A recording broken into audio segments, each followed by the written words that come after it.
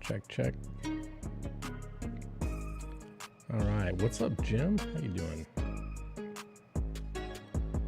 Let's see here.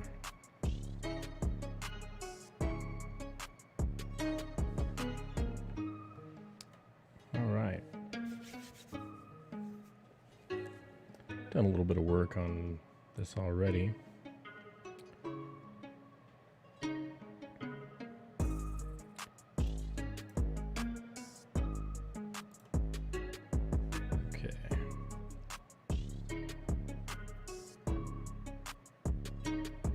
Good. Coffee.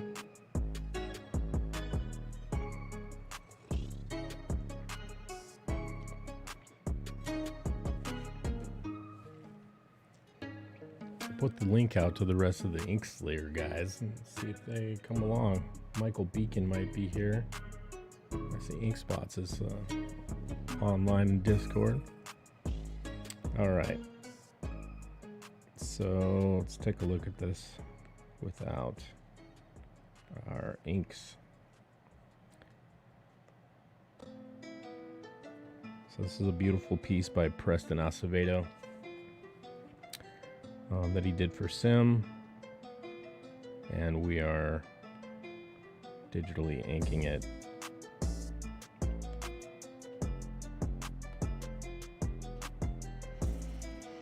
Okay, let's get going here.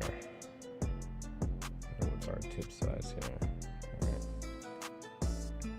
So, looking at the smoke. What's up, Mogwai? How you doing? So there's a little bit of smoke coming off of this. Looks like booster rocket thing right here. Yeah, Preston is an amazing artist, dude. You know what? Let's see if I can turn on my tablet camera.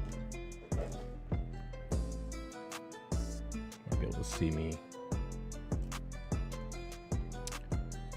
Let's see if it should be working here. I've got like I've got literally three mice. 1, 2, 3, 4, 5 screens. All right, tablet camera. Oh. Yeah, whatever.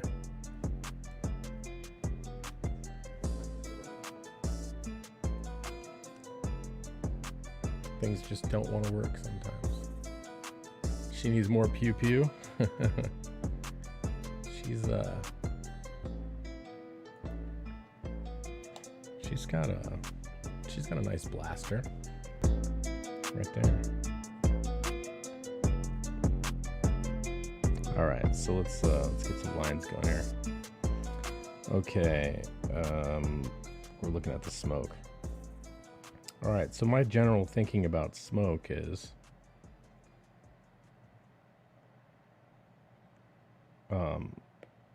you want to break your lines often, right?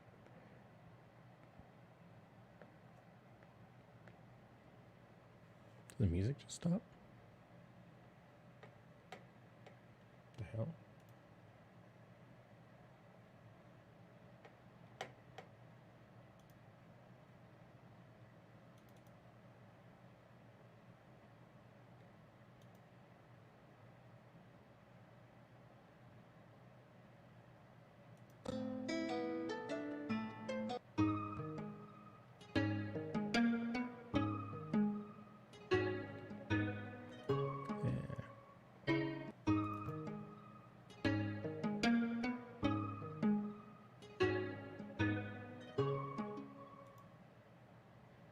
This music is screwy through the web player.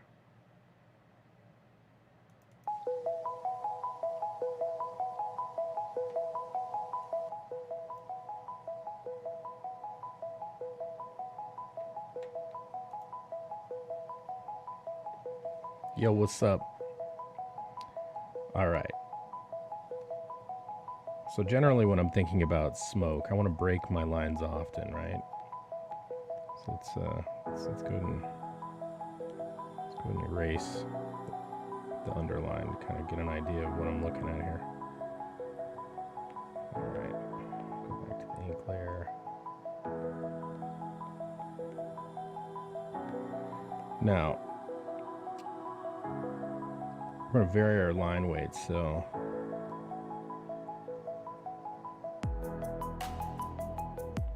it's a little bit big.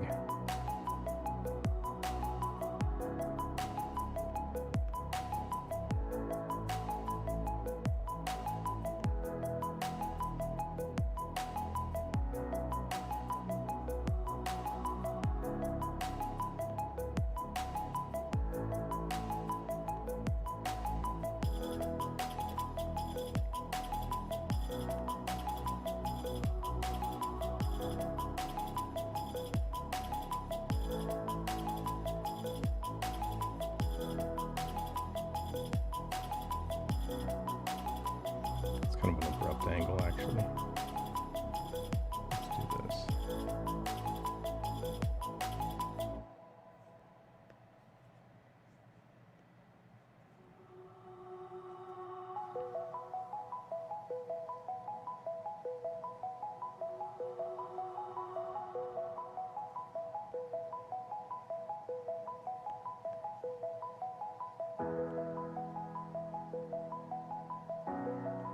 I'm gonna put a little bloop there.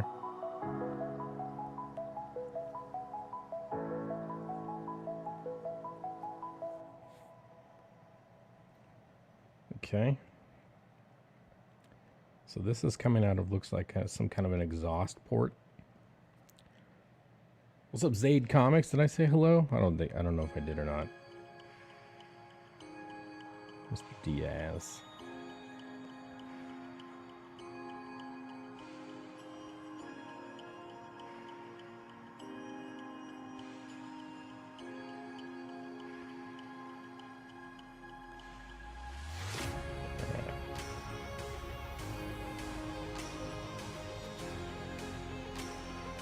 We'll make that sharper. Good to see you too, man.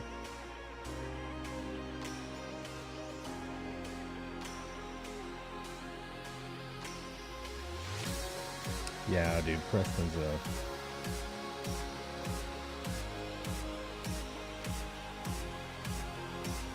bit of a wizard.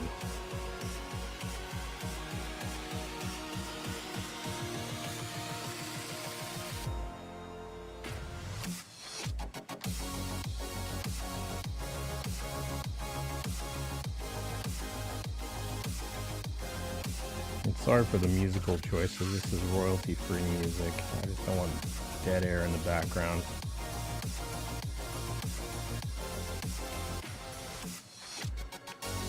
Yo, what's up, Joe? Hope you're doing well, brother. I saw your tweet. Saw you in the hospital, man. Where all the InkSlayer women at? I don't know, man.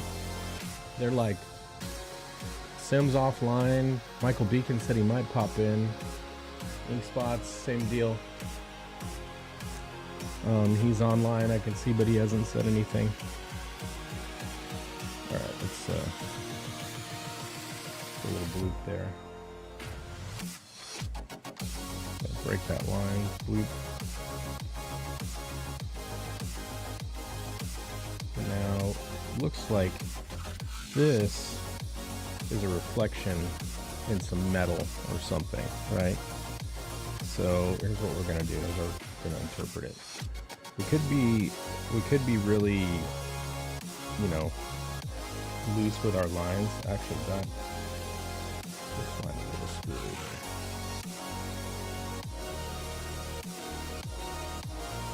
I can kind of line up a little thicker.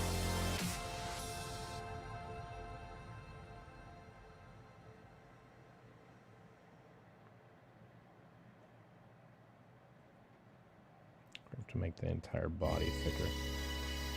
So just looking at the relationship between, so it is a background element. Don't want it to be too thick. Alright, so what we're gonna do, you're waiting for your coof results. Oh shit, dude. Yikes.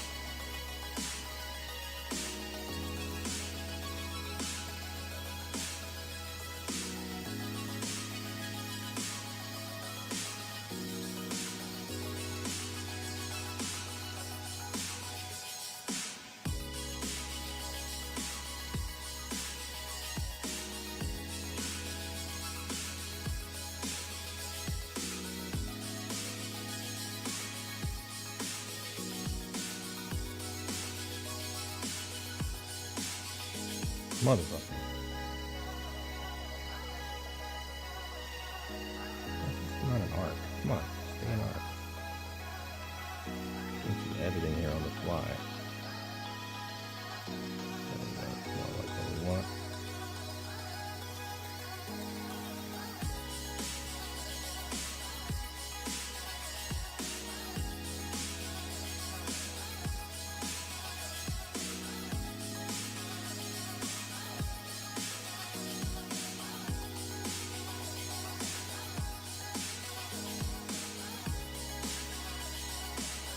Kind of went into this cold too. I didn't even warm up. I just fucking turned it on and went.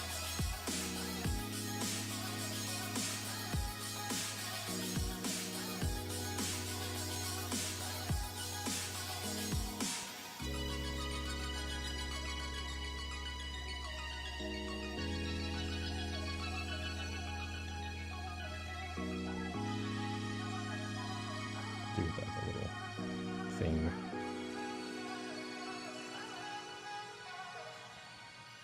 As my hand warms up, I'll move faster, but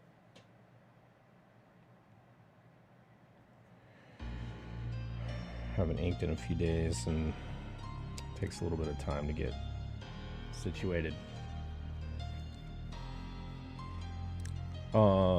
Here's to the negative test for Mogwai. That's right.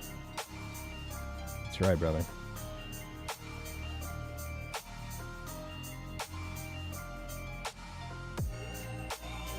Okay, so since this is a piece of tech, it is a little janky because it's all dilapidated. You know, it's like kind of jagged and beat up and shit. You still want a general form to be, you know, kind of relatively clean there, so.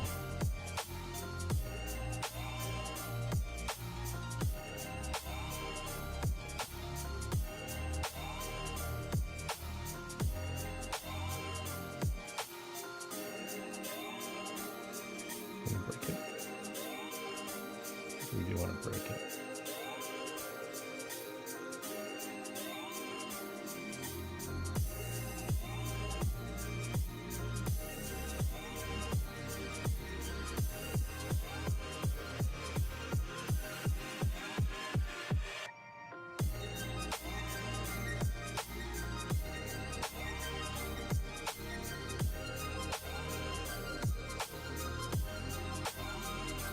think this needs to connect. Okay.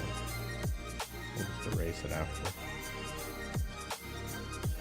And since it's an underside, it should be thicker. Right? Because essentially, line weight tells us a few things, right? Line weight tells us proximity from the camera, which is your eye, relationship to other objects, and light. When things have thicker lines in relation to the rest of their sides, it tends to mean that that's either a shadow, right? And so, based on what he's indicated here, this is all either reflection because it's metallic, or it's in shadow because it's underneath something. So we need to take that into consideration.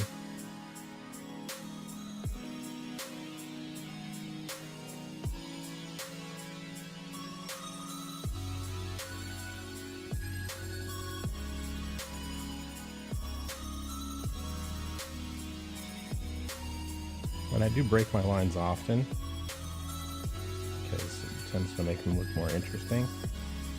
I fucking hit the rim.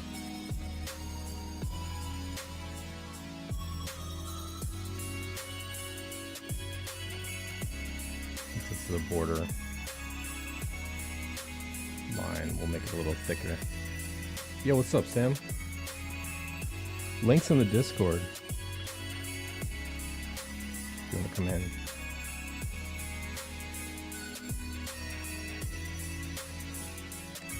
Alright, I'm thinking, do I want to do like long patches here? Might look a little weird, but let's build out the shape first. So first we're going to go like that. We're going to do that.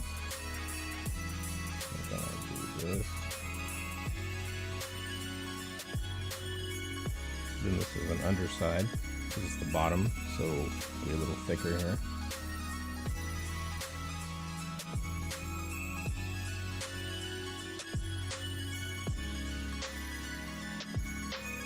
Alright. And so essentially what this is, it looks like we've got a shape like that for this. And then we've got some kind of an exit port. So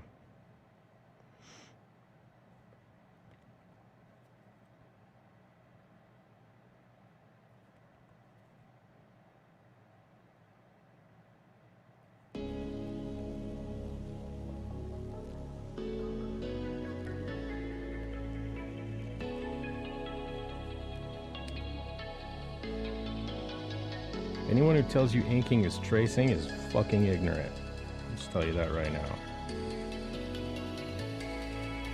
It's not. It's making decisions based on a set of rules and then applying line style to it.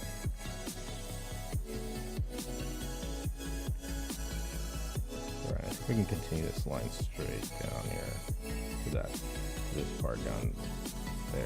So let's go. Let's use the autocorrect just for, ooh, hello, just an eraser. Just for expedience sake. Alright. So go a little thicker here.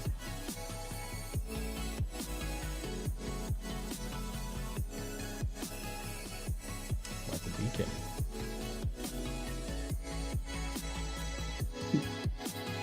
Hey. What's up, man? Oh, not much. Just getting ready to head out for the day. Oh, yeah.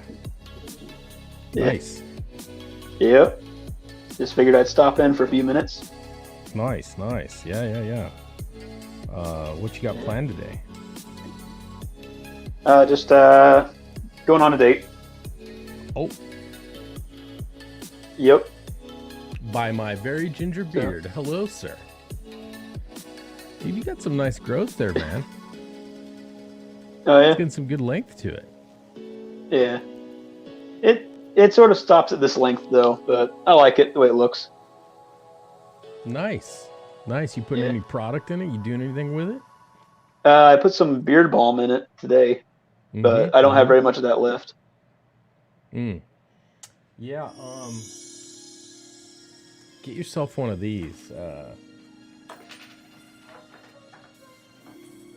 It looks kind of gnarly, but it's a brush, right? Okay. And because we gingers, right? You get like little curlies and shit in there. You brush those out. And like, this will scrape your skin like all the way down deep, and it'll stimulate the skin, right? Yeah. And it'll cause your beard to grow thicker. It'll get rid of all the dead skin. And it feels fucking great. Yeah. All right, I'll have to look into that. So yeah, this is from like beard whatever club. My wife joined me to the beard club, and like I get like balms, and I got one of these, and I get oils and stuff every month or two or so. You can set up a delivery schedule. It's not expensive either. Okay. Yeah, because every time I go to the grocery store for that sort of stuff, it's always like $20 to get anything. Ooh. Yeah. Yeah, you don't want that. I'll definitely look into that. Get some gray in my beard now. It happened finally.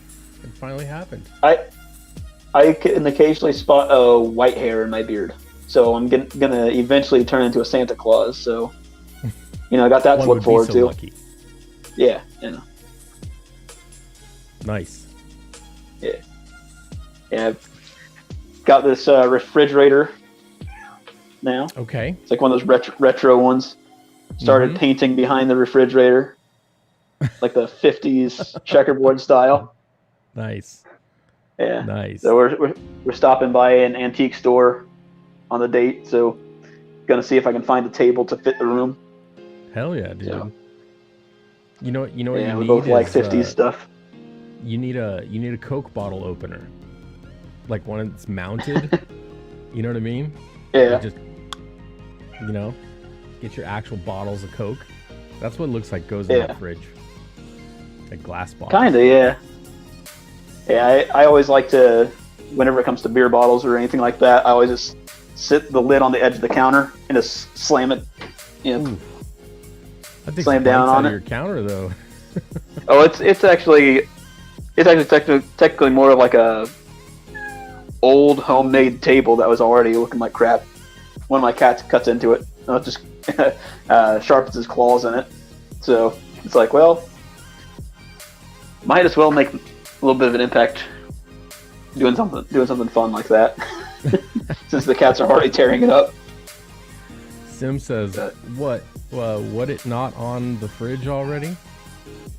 So I don't think he's talking about the bottle opening function. Okay.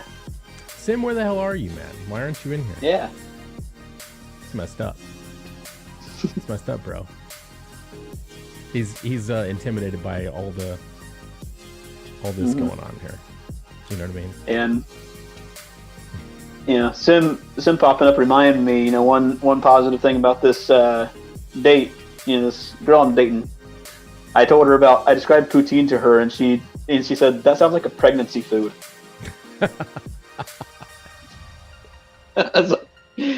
You know what? You might be a keeper. I thought you were going to say the one positive thing, bringing up Sim, the one positive thing about the girl you're dating is she's not Sim. Yeah, exactly. Well, it's not the one positive thing, but it's one of the positive things. We'll count that as pretty cool so far.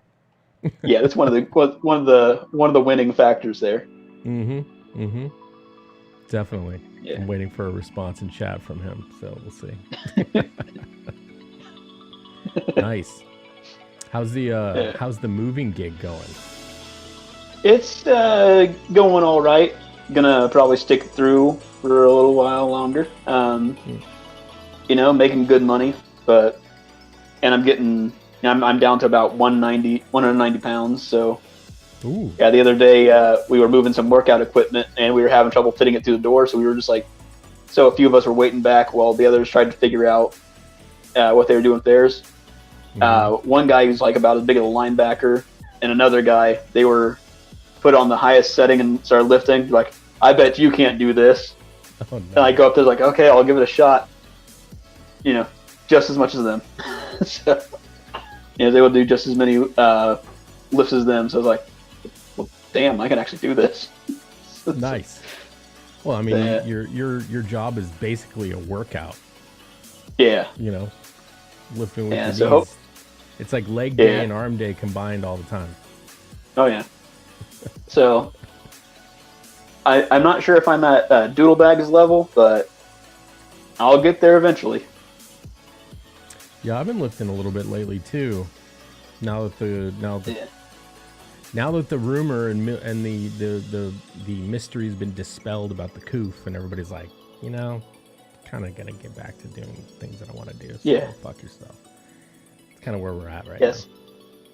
Yeah, someone was talking about how their daughter got the vaccine and still wound up catching COVID, and so did I think the son-in-law. So, but then she went on to say like, "Well, have you got the vaccine?" It's like, "Nope." She's like, "Well, you need to," because I was like, "Well, I've already had COVID." It's like, "Well, that doesn't really mean you'll not get it. You'll not get COVID again."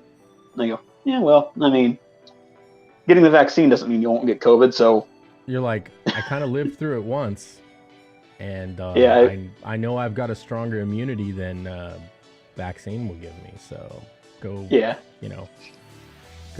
bring that shit to someone else. Yeah. And before I got banned off Twitter, one of the conversations I was in, I mentioned that I already had COVID, so I got the immunity. They're like, "Well, you're going to catch it again." I go, "Okay, I'll survive it again. That's perfectly fine by me." It's kind of like, flu season. You might get the flu. Yeah. Drink a lot of water and, get some rest and shit, and like stay away from other people. It's almost like we've been through shit like this before and we didn't lose our fucking minds. Yeah, it's funny that. You just don't care about people. You just want grandma to die. No, I don't. But, she's old enough to remember the fucking polio and, shit you actually needed to get vaccinated for. You know what I mean? Not a cold. Yeah, and I mean, on top of that, I'm in grandma's will, so you know what? That's dark. Well, that's quite dark of you, my red sir. Yeah. Yeah, I don't know. I'm just done. I'm just so done with it. Yeah. Not buying into this shit no more. Yeah, I mean, we thought that there was going to be another lockdown over here, or at least in Indianapolis, but turns out it was just more of like we thought it was going to be a mask mandate instead it's like a mask suggestion. So good. Some businesses are doing it, but it's not. The people are saying shit like, "Oh, if you don't get the jab, dude, you shouldn't be allowed to go anywhere.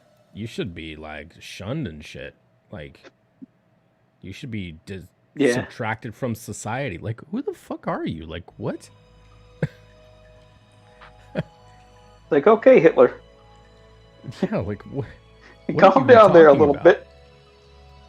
It's funny. There's a meme that I saw earlier. It said people went from "I'll punch a Nazi" to "show me your papers" pretty quick. Yeah, pretty much. Yeah. Oh my god, dude. Yeah, I'm at this where I am in the tolerance map is I hate the world pretty much. I'm pretty much there right now. Yeah, okay. Yeah. The world can suck it.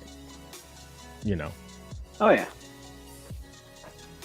10 people caught it at work, so I've been home for 2 weeks. Damn, Mogwai, that's rough. Ooh.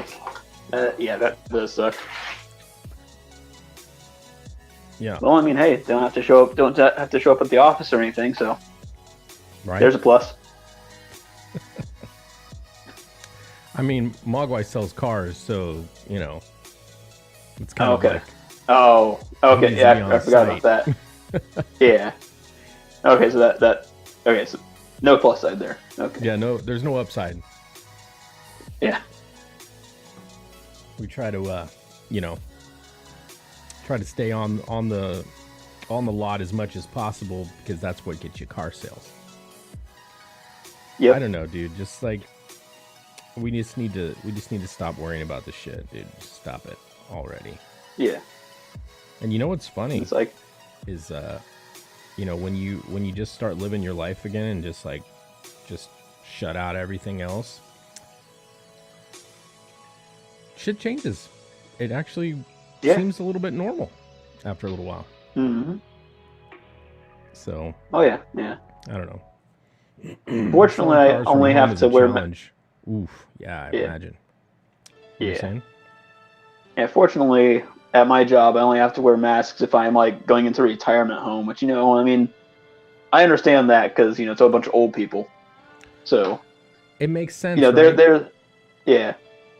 But then it's like it still sucks because we're lifting heavy furniture, wearing a mask. Yeah. So it's kind oh, of dude, that must be rough. oh yeah. It's like this. Imagine like, okay, so you're wearing a lead suit. You're around radioactive material all the time. You go into a place where, they're not wearing lead suits and you've got radioactive material on you, possibly. You don't do that. Yeah. Hello. Yeah. Oh, wow. What do you got there? Oh, that's amazing. Thank you. Ooh. My mother-in-law just brought me this big-ass thing of breakfast. Yeah. Like, she walked in with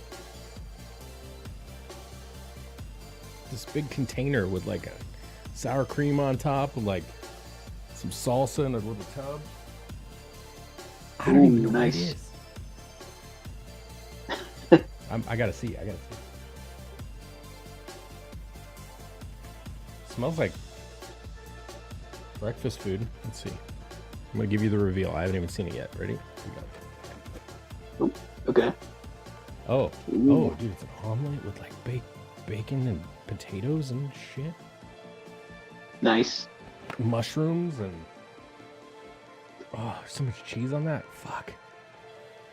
Yeah. Oh, I got hungry. Mushrooms I can do without. Yeah.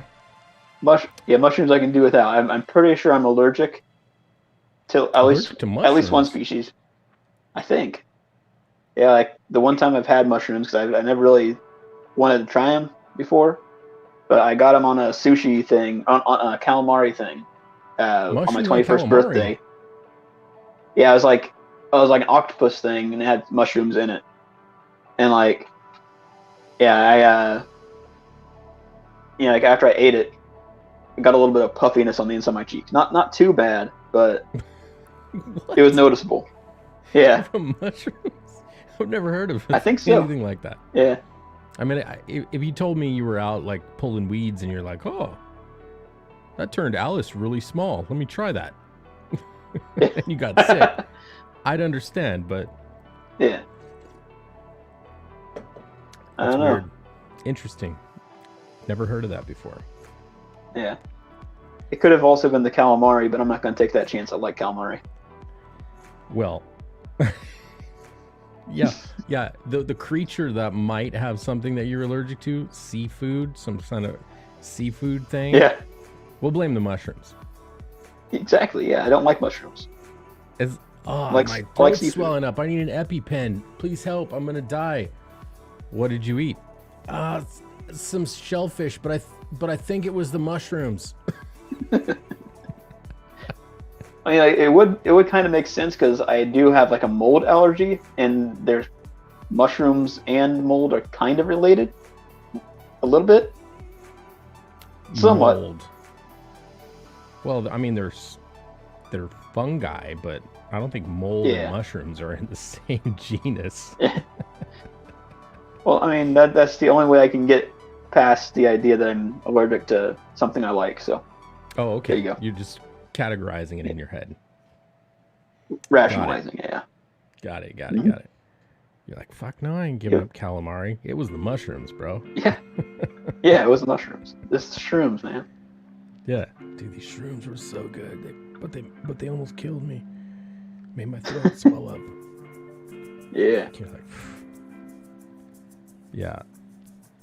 Well, I mean, I don't know. I can't bring myself to eat calamari, man. I can't do it. It's good. I mean, yeah, I had it one time and like they didn't tell me what it was, and they're like, "Oh, here, eat some of that," and like their little almost look like popcorn chicken. I'm like, yeah, all right. And I put one in my mouth, and it tastes like I was chewing up a fucking like a straw or something. I was like, what the fuck? What is that? It's all like chewy and like plasticky tasting after you get past the breading, right? Because they're breaded and deep fried, the ones I had. Like, oh, it's calamari. I'm like, what is calamari? Yeah, this was before I knew what it was. And they're like, oh, it's like squid tentacles and stuff. I'm like, mother, did you just feed me sea bugs? Like, what the fuck? Yeah. I wasn't too happy about that. Well, they are kind of that again. They are kind of one of the most intelligent species next to humans, so you gotta assert our dominance by eating them. So now octopi are. I don't know about squid. I don't think they're. I mean, there are some kinds of squids that will like use that will rip off the tentacles of like the man-o-war jellyfish and use them as whips. So that's pretty intelligent. Yeah, I watched a National Geographic show one time called Octopus Volcano, I think, and what it was about was the island of Stromboli. I think it's off the coast of Italy somewhere. There's an active volcano that erupts like every couple hours, and there's a long it's literally a volcano popping out of the water that is an island, right? So the whole island is the volcano, and so every couple hours it erupts, and these big like molten rocks just start tumbling down into the water, and there's a drop off and a sea shelf with caves on the underside of it. Octopi live in those caves, and what they do is they sense when the volcano is going to erupt, and they fuck off into their caves. All of the eruption rolls down, and they crush all the crabs and stuff that are there. Then when the eruption's over, they swim back and they eat the crabs that just got smashed. So it's like they got a buffet all the time of just shellfish, right? so these scientists were studying them, and they were trying to figure out how they could tell like the volcano was going to erupt, and I guess they can detect seismic activity under the water like that, and they just go and hide out, let it go, and then go eat. And then they took like they caught a small octopus, and they were doing some experiments with it. They put it in this aquarium, and then they had a coffee a coffee container with a screw-on lid, and they put a crab inside of it, and filled it with water, and then put it into the tank with the octopus. The octopus saw the crab kind of noodled its way over there and was like feeling all over the coffee container, and then went up to the lid and then slowly started to spin the lid off and figured out that, oh, I can just get in there by turning this thing. How would an animal know to spin the lid? I don't know. Well, the thing is, the octopus is basically a large brain. The entirety of it is neurons. Like its tentacles are made out of neurons. So like, it literally thinks with its tentacles. So when it's touching things with its tentacles, it's problem solving. It's pretty wild. Yeah.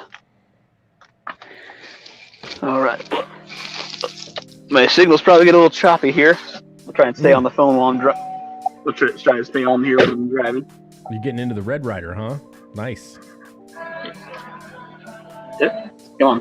Power off. There you go. So you got to go pick up the lady?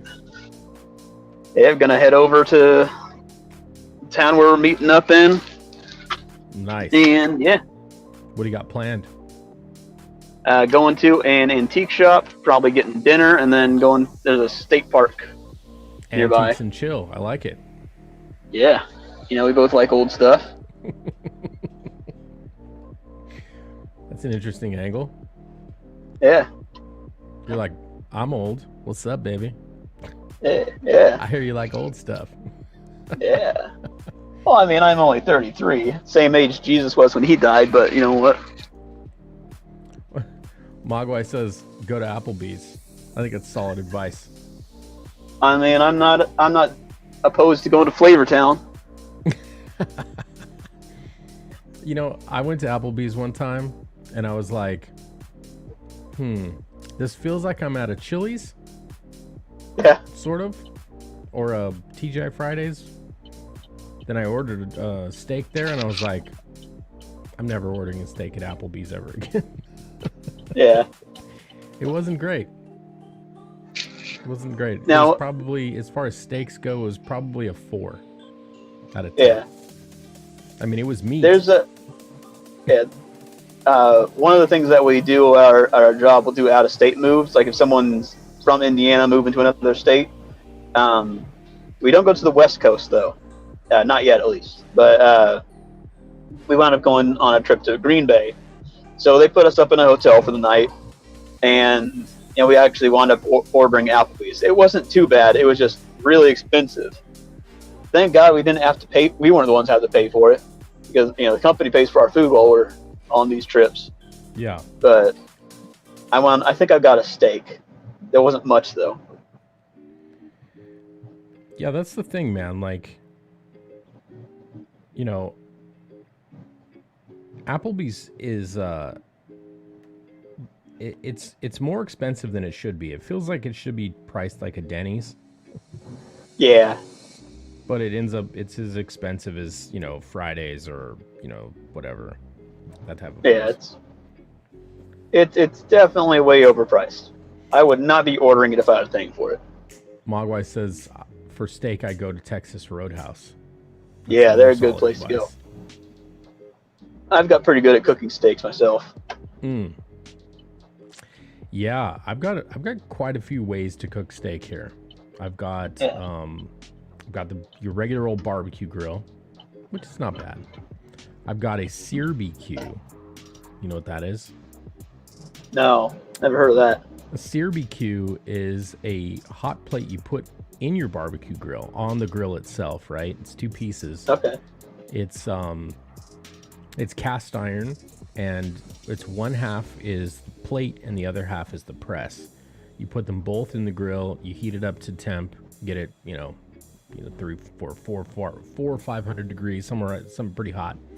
Then you throw your steak on there, and then you pick up the press because it's got a handle on it. You set it on top, and it literally sears the steak on both sides simultaneously. Okay. So it locks in all the juice, and it gives you a nice, really quick sear. And it's incredible. It's absolutely incredible. So, and then I've got the Blackstone, which I cook Teflon style, which sears really fast.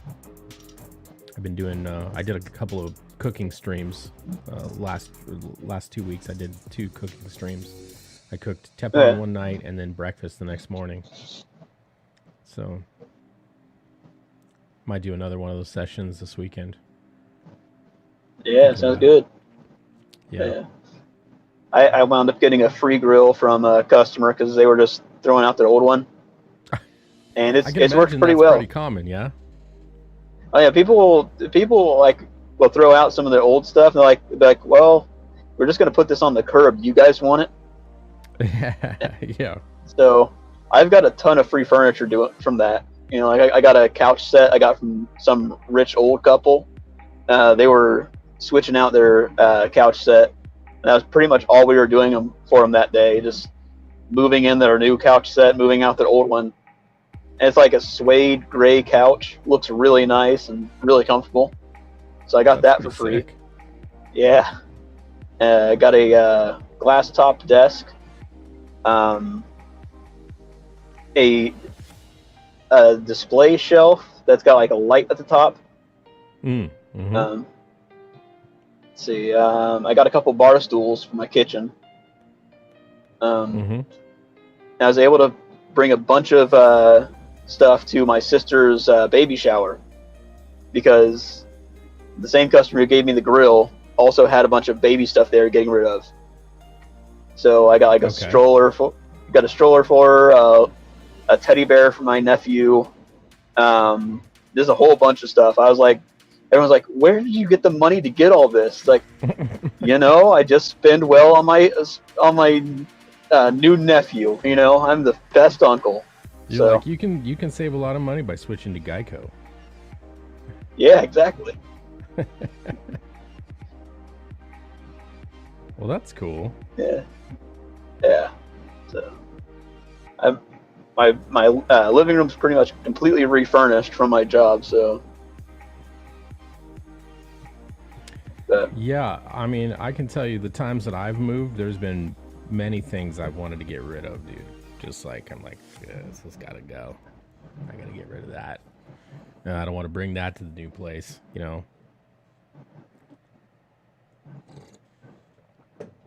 So that makes a lot of sense. Yeah. Yeah, there was a table set I missed out on because the customer didn't say they were throwing it out. It was like a booth, like a restaurant booth that looked like something out of the 50s. I would have so grabbed that if I had known that he was giving that away or that he was about to throw that out. But I mean, there wouldn't have been much room on the truck. I would have to have gone back and got it. But yeah, I was looking at that. I was like, man, I want that so bad. Yeah, dude, man, that would be really cool. It's like a breakfast nook kind of a thing. Yeah, it would have fit perfectly too. Man, go with your 50s fridge you've got. Yeah.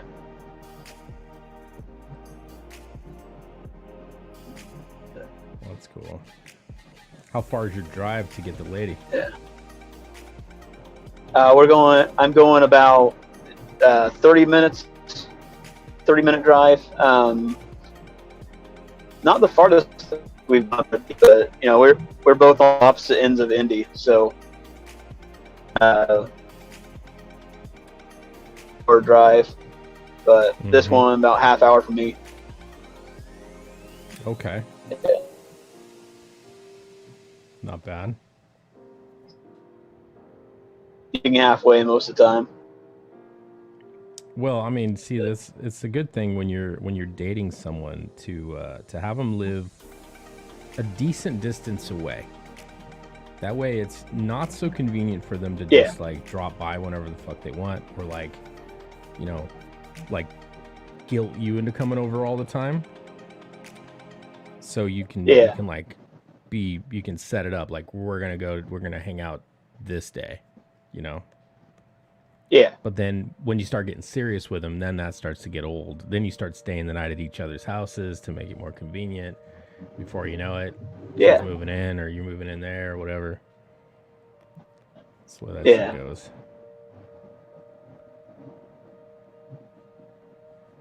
So. Yes. The distance thing isn't too bad.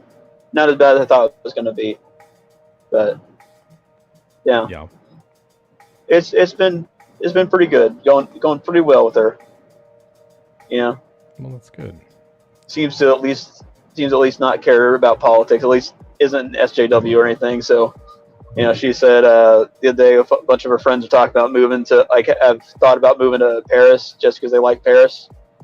And it's like, why would you want to move out of America? America's the best country in the world. Like, hell yes.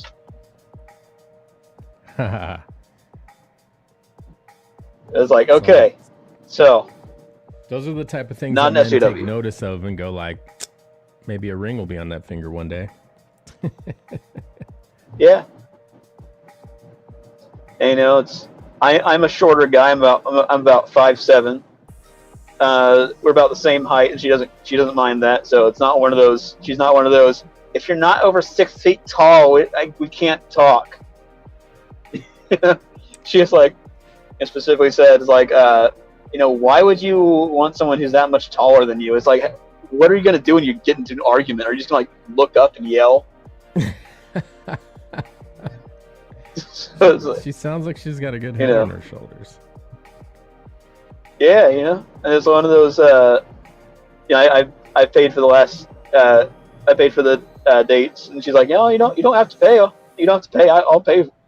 It's like okay, so she's not gonna be one of those who's gonna expect me to pay for everything, and not just looking for someone to provide everything for her. Yeah, I mean, I would refuse to let her pay, but the fact that she's conscious of the the fact that you are paying is important. So that's good.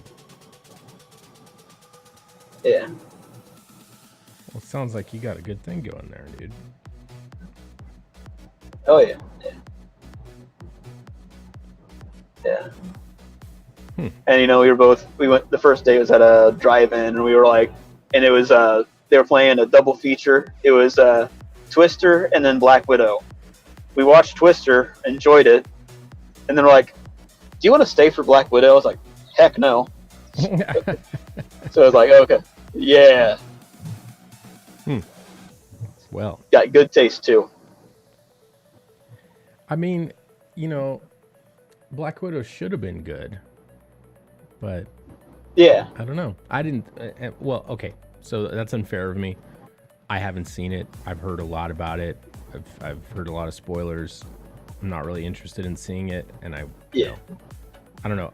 After Tony Stark died in the last movie, I'm kind of Avengered out. That was kind of like the it's end like point for me. Endgame was a decent enough ending point for the whole Marvel Cinematic Universe. Yeah, at least that's my thoughts too. Yeah. So. It wasn't the greatest thing. Soy Hulk was a little bit annoying. Ugh. Yeah, it was. Well, Mark Ruffalo is an annoying douche anyway. Yeah. He's always, I don't know, he's always fucking irritated me. Yeah. Like ever since I saw him out there protesting for the Keystone Pipeline, bro, or whatever it was. All right, man. It went through the sacred lands of the tribe of. Okay, what? The sacred lands that were taken from the previous tribes who's. He right. Took it from the previous tribe before that, and the previous. You know what? I mean, sure, don't take a spiteful shit on it or anything, but the claim only goes so far, really. From the ancient tribe of Wanahakalugi.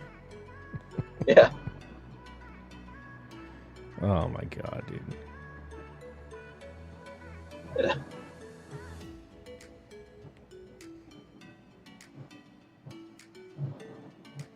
Yeah, dude, I don't know. These people are out of their fucking minds as far as I'm concerned. Yeah. I don't play their game anymore. Oh no. I mean, my method of dealing with them is just sort of like, they act offended by something, say something more offensive. I think that's the George Carlin It's like, method. You shouldn't say the word stupid. That's ableist. Well, that's retarded.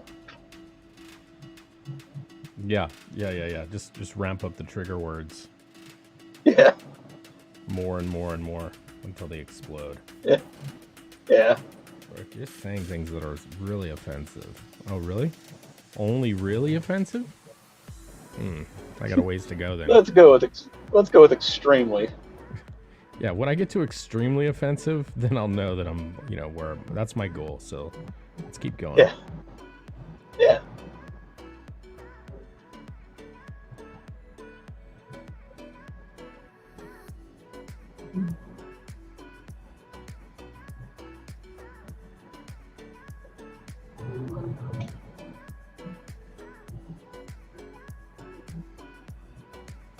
Fuck. lines multiple times. God damn it! I can't seem to get the space. That'll be fine. All right. I'm gonna put that edge rendering in. Let's see how it goes here. So what you inking? I'm inking this piece by Preston A of Roze. Okay.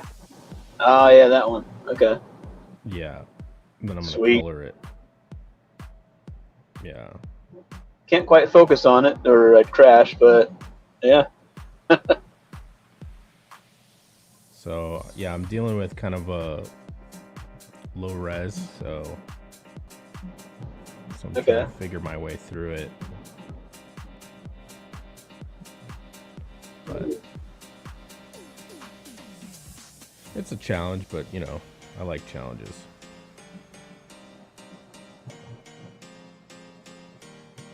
All right. I wonder where Sim is at. He comes into chat,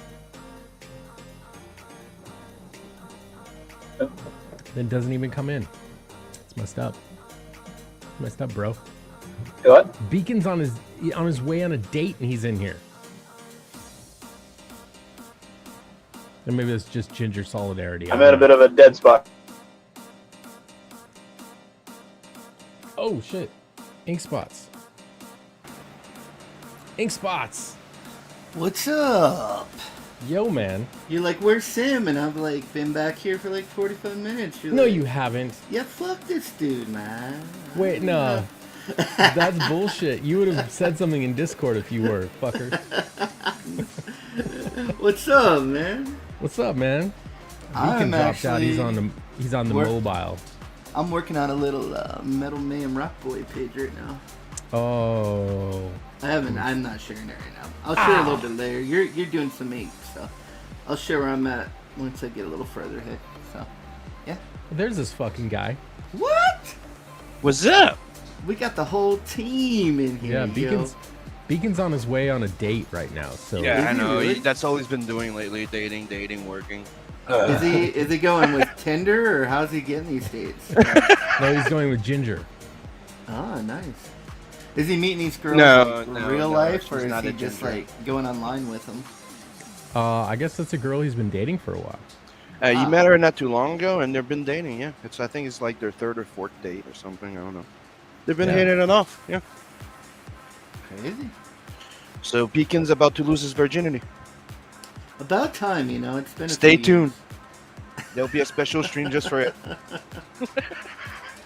I know. We'll have to make a special background of just cherries that have been just popping. Yeah, we call it the ginger cherry pop. So I haven't hung out with you guys in a while now because I've had wacky life stuff going on. What's new with you guys? Oh, we just thought you'd stop liking us. No, I love boys. I love boys. Don't say that. Don't clip it. And people, there's context to this. He means us, the boys. I don't know. I'm tweeting this if it out. really I'm is. gonna tweet. Oh, I'm gonna tweet it out. You made Scott turn off his camera now. You made him feel uncomfortable. No, I've just got a big old plate of breakfast here. Yo, you got your back bacon? No, my mother-in-law brought me this big old plate of breakfast food that she got. And Bre- yeah, I'll show you. Breakfast food. Yeah, keep your fucking. Yeah, I haven't eaten nothing yet. What do you mean, my But- breakfast food? You mean just like eggs and stuff, or you're like, No, she went out and picked up breakfast, and it's a omelet with like bacony, cheesy potatoes, and like. okay, so yeah, it's a restaurant workers' breakfast. Got it. That's what I said. No. I said breakfast food. That's what it is. What do you mean? Okay. Yeah. You got some fucking good news lately, huh? Ink. Oh yeah, the Did you IRS tell? is- Did you tell Scott? Because I didn't see you share that in our Discord channel, and you know how he's oblivious to what happens on Twitter, right? Oh yeah, the IRS backed off on me, so they're not gonna collect that money they said I owed them. So Wow. You're done, right? So now you're free from them, or they're just not collecting no, more. they're just not gonna bug me to collect it right now, and so yeah, it's pretty cool. Yeah. So what happened that changed? It just went further up the chain, and they kind of just decided that they weren't gonna go after it. I'm not sure what happened. It was looking for a while like they were gonna rake my ass over the coals. You probably They had just, a newbie. You probably had a newbie that wanted to prove himself, and when it got to the big guy, you went, "Hey, guy, you went a bit too fucking far." And so, supposedly, I sent them the last piece of paperwork I'm gonna have to send them. They review the case every 2 years, though, so it's not over forever. But Oh, okay. it's a little reprieve, and so we're doing the comics, and so hopefully we'll make some money with these So comics. And you're then, technically on probation. Yeah, and I'm Okay. I'm trying to start my own business as far as plumbing goes again. And once I get that up and running, of course I got to get the equipment. But once I get that up and running, it's really not a big deal to make kind of a lot of money doing contracting work. So if I can get that up and get me out of the hole, still though the main goal is to eventually just be completely done with that and just be all in comics. But Oh, that looks familiar. yeah, this is by some brilliant artist called Simeon Pointy Ears. Pointy ear. Oh, Preston's here. So this is a page of Metal Mayhem Rock Boy, and What's up, Preston? Sim threw down the pencils for it, so I'm just gonna do kind of like a little paint job over it and go from there. I was gonna go with the inking route, but it's I'm known for my colors and my painting, so everything I do, I should just I'm gonna do Sim's book like this, so I might as well do mine Yeah. a similar way. I'm gonna do it a little different, so Sims will be more Frazetta-ish, and I'm gonna do mine more like in a concept art kind of style where I start from black and white and then I go slowly to color.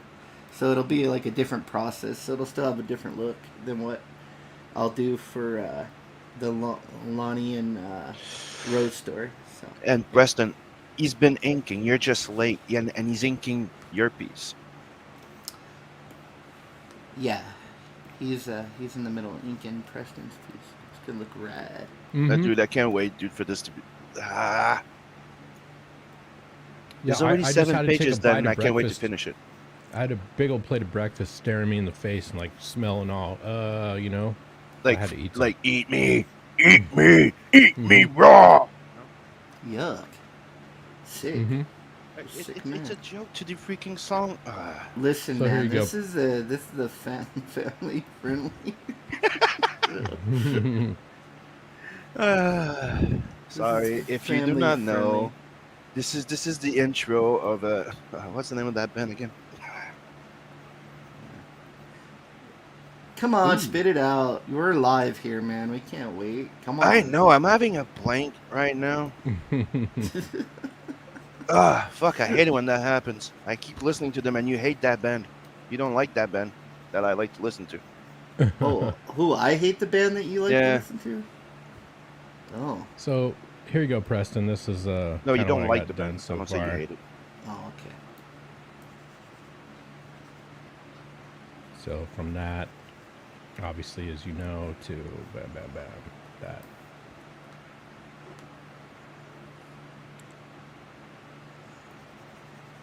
Yeah, okay, it was Wasp. There you go. Did I ever say I didn't like Wasp? You said you didn't. You said you didn't like Wasp when I was putting the songs on. That's all. White Oh, maybe I Anglo-Saxon don't. Protestants? I mean, yeah. All those 80s butt rock bands kind of sound the same, so it's hard to Right, they're the like. ones that sells Rebel in the fucking the Decadent Generation, like FDG, Rebel in the FDG, and Carter Faster. And then in the intro of Rebel in the FDG, they say, oh, we had the wives of Christ and the this and the that trying to say that we're this, and that's when they say, "You can eat me raw," and then the You song starts. just said that so fast. I didn't understand what you were saying. It was like I needed subtitles. Like I needed sim titles. The subtitles. Can you get some sim titles, please? I hate that. You know what I hate about Sim is that he's smarter than me. Like he knows multiple languages, and it makes me feel inferior. So I just try anything I can to make fun of him because I have to make myself feel better. Hmm. You know, I have to elevate myself, and so that doesn't always work. Sometimes my moronitude shows through. So I'm just jealous of his hair. I know I'm smarter than I him. know, but what the I'm hell, just jealous man? of his hair. He's like the only guy in comics in his 40s that still has his hair. Seriously, dude, what the fuck? Is it all the poutine? What is it? The poutine. I don't know. I'm not as bitter, I guess. You're not as Ooh, bitter. okay. There you go. You're not as bitter. I'm not very bitter. I'm not a bitter butter maker. By the way, Preston says, "Nice work, man." Thanks, bud. And he goes, "How dare you? Wasp was not a hair band. They were shock rock." Yeah, love them. Yeah, they were cock rock. Yeah, big, humongous cock, and they're rocked. That's right.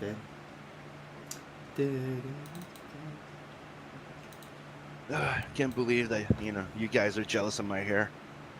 I am. It's not fair. It's not fair. And you know what's the worst thing? This is the first time I ever have long hair. I usually Is it always really? have short hair. Yeah. That might be it, because I had long hair for most of my younger life, and I think that probably helped it fall out. It's like, I don't know. I think I'm lucky because usually guys we keep the hair from our mother's side, right? Oh. The guys from my mother's side that usually Mhm. by genetic, and on my dad's side they all lost their hair pretty early, like early 20s, like 21. They started losing their hair, either from the front or the back, right? Mhm. My mom's side they all like pepper salt. They all have their hair, but they're all gray and pepper salt. So Mm. fingers pepper crossed. salt. Fingers crossed. Deacon must have got to his date already. He was like on his way, right? Mm-hmm. On his way for some loving. I was wondering why you look. I was wondering why you look so like clean cut when I opened the stream. I'm like, Listen, his hair's all like brushed and shit. if he's going on lunch dates, I mean, it must be pretty serious, because No, it started at night. Now it's lunch. I'm guessing soon Yeah, is gonna if be you're we had starting in the- breakfast, and soon it's if gonna you're be we had starting in the- breakfast. if you can Yeah. look at the person in the daytime, it's getting pretty serious. So, Exactly.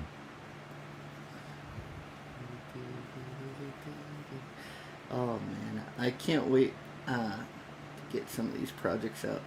Get the InkSlayer going, man. It's gonna be cool. I've Yep. been working on my children's book too, and I haven't decided if I'm gonna try to put that out through InkSlayer too or not. Maybe You it's should. like, I mean, yeah, I Maybe, should yeah. put it out through. You should. InkSlayer.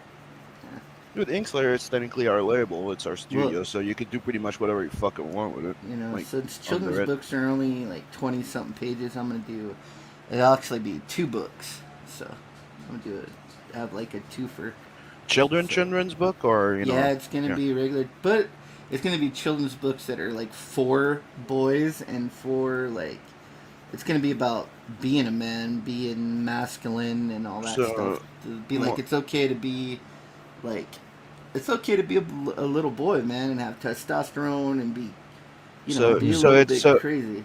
So more, it'll be more for like late kids, early teens type of thing.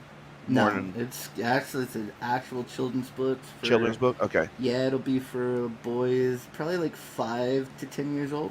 Right Cool. in there. So yeah, and yeah, it's gonna be the real deal. It's all fully painted. I have 2 full books written, 1 full book drawn, and then yeah, so And it's gonna be all in like the fantasy gear. So you guys seen it before. I had started it, but during this time, it was just something that I could like fiddle around with, to kind of keep my mind off things that were going on. So yeah, just been kind of messing with it behind the scenes, and yeah, I'm just gonna put it out and see how it does. I don't know if it'll do great, but you know what? I've always wanted to do children's books, so I'm just gonna do it. That's always been one of your dreams. Yeah. So I don't know why.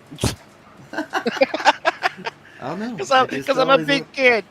I don't want to grow up. I love children's book art, like especially like the older, not like nowadays, like children's book art is like crap, you know. But in the old, the old children's book art was like detailed, freaking hatched, just beautiful artwork. So you're talking back in the Dr. Seuss years when they actually give a crap about the art. Yeah. Yeah. Now it's like children's books is the same as comics now. You know, it's all woke bullcrap. Like Bobby has 2 mommies, or like it's okay to, try to teach kids about like their white privilege. And Bobby had like a cat. 5. And the cat fell in the well. They're like 5 years old. They're like, what? I didn't know I had white privilege. What are you talking about? It's like, what are you talking about? They're like, 5. I'm not white. I'm pink. I'm 5. I don't know. Right. Yeah. So, yeah, and I just want to. It's not. This book's not preachy, but it's just like portraying like a little boy is. They're like they like adventure. They like they like the roughhouse, and that's okay, man. There's nothing wrong with that. So that's what these books are. They are made specifically for little boys, and if a little girl wants to read it, that's fine. But it's made for boys, because most children's books are not geared toward boys nowadays, or if they are, they're geared towards trying to turn that little boy's behavior into something more acceptable to society. So I'm gonna put out a decent fun. It's been a while that there's nothing that's been made for boys. Like, we're not allowed to have club for boys or club for men, and it's been like everything's been turned like, come on, every movie's been turned into a romantic thing. Yeah. It's like, can we just have like movies for everything and everyone again, and stop telling people how to be. Agreed. Yeah. What I'm saying. I'm saying it right now. It's like the other day I was watching somebody shared a video, and it's a transgender person and trying to dictate and tell people, and I'm like, okay, let me get this straight. So people that don't know themselves, still looking for their ID, and are gonna tell other people how to be and how. You're not courageous. You're a fucking coward hiding behind a facade. Have a good day. Yeah. Damn, hot takes by Sim. Damn. I'm sorry. Like, you want. I enjoyed having a YouTube channel, but I think you can be whatever you want. The thing is, when you start dictating people that's the way to be, and you should be ashamed of how you. I'm I'm sorry. Go hide. You know what? I'm gonna invite Preston in here. I'm working on his piece, so. You're working on his piece? Yeah, working his sick, piece. Man. You're sick. Something's wrong with. Leave the man's piece. Even Preston said, I did children's books for a while, but my all-time favorite was Where the Wild Things Are. Yeah.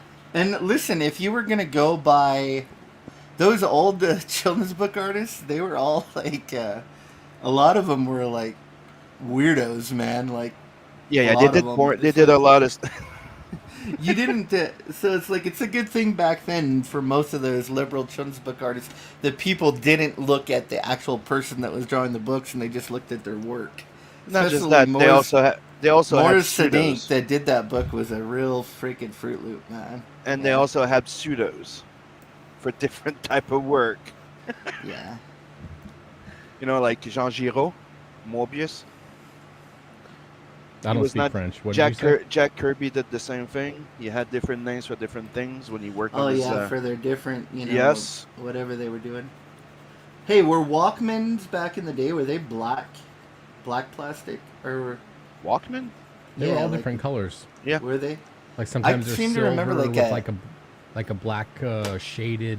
It took a while. After that, they decided to grab the yellow-orange. Yeah, I was going to say, wasn't there for a long yellow time. One? But they started with everybody's color, black, gray. I'm wondering if I like should make him a yellow one. What's Whoa. up? Into the what's up, stream, Nikki the Pipe, aka Doc Salem, What's up, aka Preston? Preston Acevedo. It's Mickey know- the Pipe. You guys got on the subject of children's books. You know, Yeah. my first introduction to actual like art in a book was like Where the Wild Things Are when I was a kid. Ooh, yeah. But Yeah. like Maurice Maurice Senecki, I think Sedink. it is. Sedink. Sidink, yeah. Yeah, he because he put out that book, they had a witch hunt out for Maurice, and they started pulling all of his old children's books because, like before, Where the Wild Things Are, he In used the to put little Midnight ding Kitchen. dings Yeah, on he had, all his. Yeah, What was it called? In the Midnight Kitchen, where the little boy had his penis out. yeah, but it wasn't a big deal. Like it was Yeah. completely innocent, and it was but. So it wasn't a big deal at the time, and his books were all in the library. But once he put out Where the Wild Things Are, there was a big uproar about it, and they tried to cancel Maurice back in the day. Oh, I didn't know that. Yeah, Yep. there's a documentary on it. We always have these weird retrospective looks back at works that were created generations ago. And, you know, it's when we look at them through the lenses of today, people go, ooh, that's unacceptable. Ooh, that's racist or whatever. Like, listen to the lyrics to Brown Sugar from the Rolling Stones. Oh, yeah. It's like, but it's always from their own making. It's like we cannot have like nudity at all without people sexualizing. Dude, they're sexualizing fucking teddy bears. They're having drag queens read stories to kids. Whoa, I were know about sexuality. Who's Yeah, I know. sexualizing? What's the teddy bear thing? I mean, I mean, man, that's a joke to the furries. Meaning, oh, I was like, there's somebody it out was there a joke just to like furries. Meaning banging that teddy bears now. I mean, It's like there's right dudes out now, there banging their moms, so you never know. People get so weird. They just want to bang everything. It's like, yeah, dude, It's you have like- people that want to bang their cars. You're like, There's like that dude that whatever his name is that just banged his 80-year-old mom with dementia. It's like Oh, when I said go fuck your mother, I was joking, dude. I wasn't serious. chinga tu madre. It's not literal.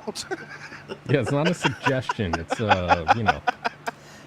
No, I actually I was trying to get into children's books for like a solid probably 15, 20 years, and I couldn't. The best I could do was like educational books, for schools and stuff. I couldn't ever get a trade book. It was real hard. Like it seemed like if you were not a woman or some special kind of person now, you can't get into it. But They want you to have some know- kind of message in there about something or other. So. I tried to teach kids, right? For to get a place to teach kids art and comics and shit like that. They have a trouble with a manly man trying to teach kids. Period. Who's the manly man in this equation? I'm talking about InkSlayer. Oh, okay. no, yeah, yeah. you're sorry.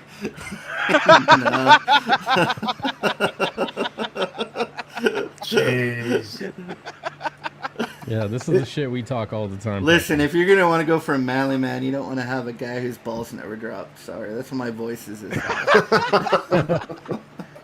right. Hey, it never You're right, dropped. though. Maybe You're they'll- absolutely right. If They, they never drop, they'll stick around longer, I guess. Right. when I was doing children's books, it was kind of. I mean, it was good. It was good money, but I mean, there's so many people that try to scam you nowadays, like to get art done and stuff like that. Like a lot of them want to do consignment and all kinds of shit like that, and it's just not worth it. And they're so damn gate kept. It is. And not just gate kept, but like you got these editors, and they always want to change stuff, and I freaking it's like you can't present like a finished children's book, like art, everything. They want it like just the roughs because they want to tell you what to change. There's always these editors that think they know, and it's like, oh, that was like one of the worst things that I hated. Like When I did children's books, it wasn't that bad. Like, I mean, I know one of my friends was doing children's books, and he would paint the book, and he was working for Simon and Schuster, and he was getting $4,000 to $5,000 a book. I wasn't getting $4,000 to $5,000. I was getting $1,000 a book. But I mean, when you break it down and you think about it, I was only doing like 10 pages, 12 pages. Yeah, And because there's spreads. You're doing 2 pages at a time. yeah, I mean, and it's like doing one comic panel per each Yeah. page, you know, and $1,000 to do what's basically a page and a half of a comic isn't bad, dude. Yeah, but the only problem with that is like, well, you were getting a royalty No, on it. no, I too. wasn't Oh, getting you royal- weren't even getting royalty. No, it was a straight pay, but but honestly, I did it because it was really quick cash, you know, Yeah. and yeah, it was totally worth it. Yeah, for me, I wanted to do like the super detail, like I wanted to do the trade books where they just give you, you know, you got a year to get this book done, and you're able to do like beautiful, like detailed art. Because that's what I always enjoyed about a lot. That's of the older Simon and children's Schuster. books. Like Yeah, the, you got- the quality that they were able to put out. I love that stuff. Yeah, they have like Simon and Schuster's like that. They but I don't think I'd want to do children's books now. Yeah, saying, that's why I'm doing the crowdfunding thing with it. Then I can actually do the kind of book I want, you know. Yeah. You're gonna do a book like Billy is a boy on Monday. Yeah, it's like you better get your pronouns right and everything, and yeah, it's a whole. That's why I think that's why a lot of artists and authors, their books are going to be with just like animal characters in them because they don't want to have to deal with all that bull crap. You know, I what I mean? did a couple of anthropomorphic books, and it was fun, dude. Like I really like doing that kind of shit because it, like, as an artist and a comic artist, you draw the human figure over and over and over again, Yeah. and Now, it were just you makes it doing, much more interesting. Were you doing them traditional back then? No, actually, I was doing it. That's during my digital days. I was doing Oh, wow. everything digital from start to finish. You know, Very and cool. it was fun. But you know, Man, it's- I'm jealous with your traditional skills, man. I want to get there eventually. I would love to be able to do that. just got to practice, dude. That's I've all never there's to like it. watercolors. I can do pretty well, but I really always just wanted to either be pretty proficient at either oils or acrylics. You just gotta be fearless when it comes to playing with paint. You know what I'm Yeah. saying? Because I know when I first started, it was always playing in the back of my mind. You're gonna fuck it up. You're gonna and you know what? I fucked it up. Well, that's the thing. You do this beautiful drawing, and then you go and it's like one mistake. Oh, it's trash. You're done. Well, no, I don't paint over my originals. I paint over So- copies of the originals. Yeah. Because Well, yeah, even I ain't that, doing there's that. a lot That's of crazy. time, like tracing that out onto the board and everything. Yeah. Luckily, I have an Epson printer that prints 11x17. There you go. Yeah, yeah, there you go. That's right. We're in the digital age now. I'm not tracing anything unless I absolutely fucking have to. No more transfer paper and crap. There's nothing wrong with that. It's just, you know, it's fucking, I wouldn't do it. Yeah. The what? You what? Do an old school transfer with a Yeah. light table. You Oh know? fuck. Yeah. Yeah, I got a real. Well, remember the projector ones? I used to have one when Oh, I first yeah, started projector. airbrushing. And Oh, a projector. That's what Yeah. that's what Struzen uses all the yeah. I stopped I don't- using it because I wanted to make more money, you know, and projecting, it took me 2 hours to go and project something onto a car hood, you know? And then finally after a little while, I built up enough confidence to just take a copy of the picture, tape it to the wall, and just freehand it, you know? Mm-hmm. And yeah, I think that's the key, is to be competent in what you're doing, you know, confident in what you're doing. You know? Yeah, I think Yeah. I've gotten so. I used to be really, like when I did children's books, it was all watercolor. I was doing all watercolor back then, Oh. and I got so. Digital has become such a crutch for me that it's hard Dude, for me to that's go one back that thing. way. Get that hand-eye coordination back. This fucking sucked. Yeah. So I was using the old school Wacom pad, you know, where you look at the screen. Oh when you- yeah. You know, and it was. I felt like I could actually draw better on that for some reason. It was weird. Oh my god, dude. I think it's because you couldn't draw, like, it was really hard to just draw a straight line, so you had to, like, come at it, like, feathering that line out a little bit at a time to kind of get Yeah. what you wanted. And so, yeah, and then when you try to go back to a pencil, it's just not the same. No, it's not. And I didn't want that to be the case, so I quit. And this, like, when I finally broke down and got a Cintiq, it was a little bit better, but it wasn't, like, I just miss doing things traditional, you know? Yeah. And plus, people would be like, where's the original? I want to buy the original. And I'm like, there's no original? So going back to traditional, I have to admit, like, pencils, it's not a problem. It's really the inking. I've been inking this for like noodling at it for a few months now, just fucking around here and there, and like, you know, you gotta ink traditionally from time to time. You know what I mean? It's good for you. It keeps your skills good and sharp, you know? Like, I approach everything as a tool. That's why I did those sketch cards in my campaigns. That's the only reason, dude, that I did those 200 sketch cards. It was to get it back. Yeah. Well, when I was doing tattooing, yeah, it was like they were like, it's gonna take you some time to learn this. I was like, I don't think so. It's just a tool. I don't think so. Yeah, I feel like I'm going backwards now. Like I knew how to do traditional, and then I got into digital for so many years, and now it's like I'm having to relearn the traditional part. But I really, there's nothing like the traditional, like the feel, the grain of the paper with the and everything's a tool. Like everything can be a texture. Burned wood is a fucking pencil. Yeah. You know, I'll tell you what. Yeah, I remember watching Fraga do Doc, that.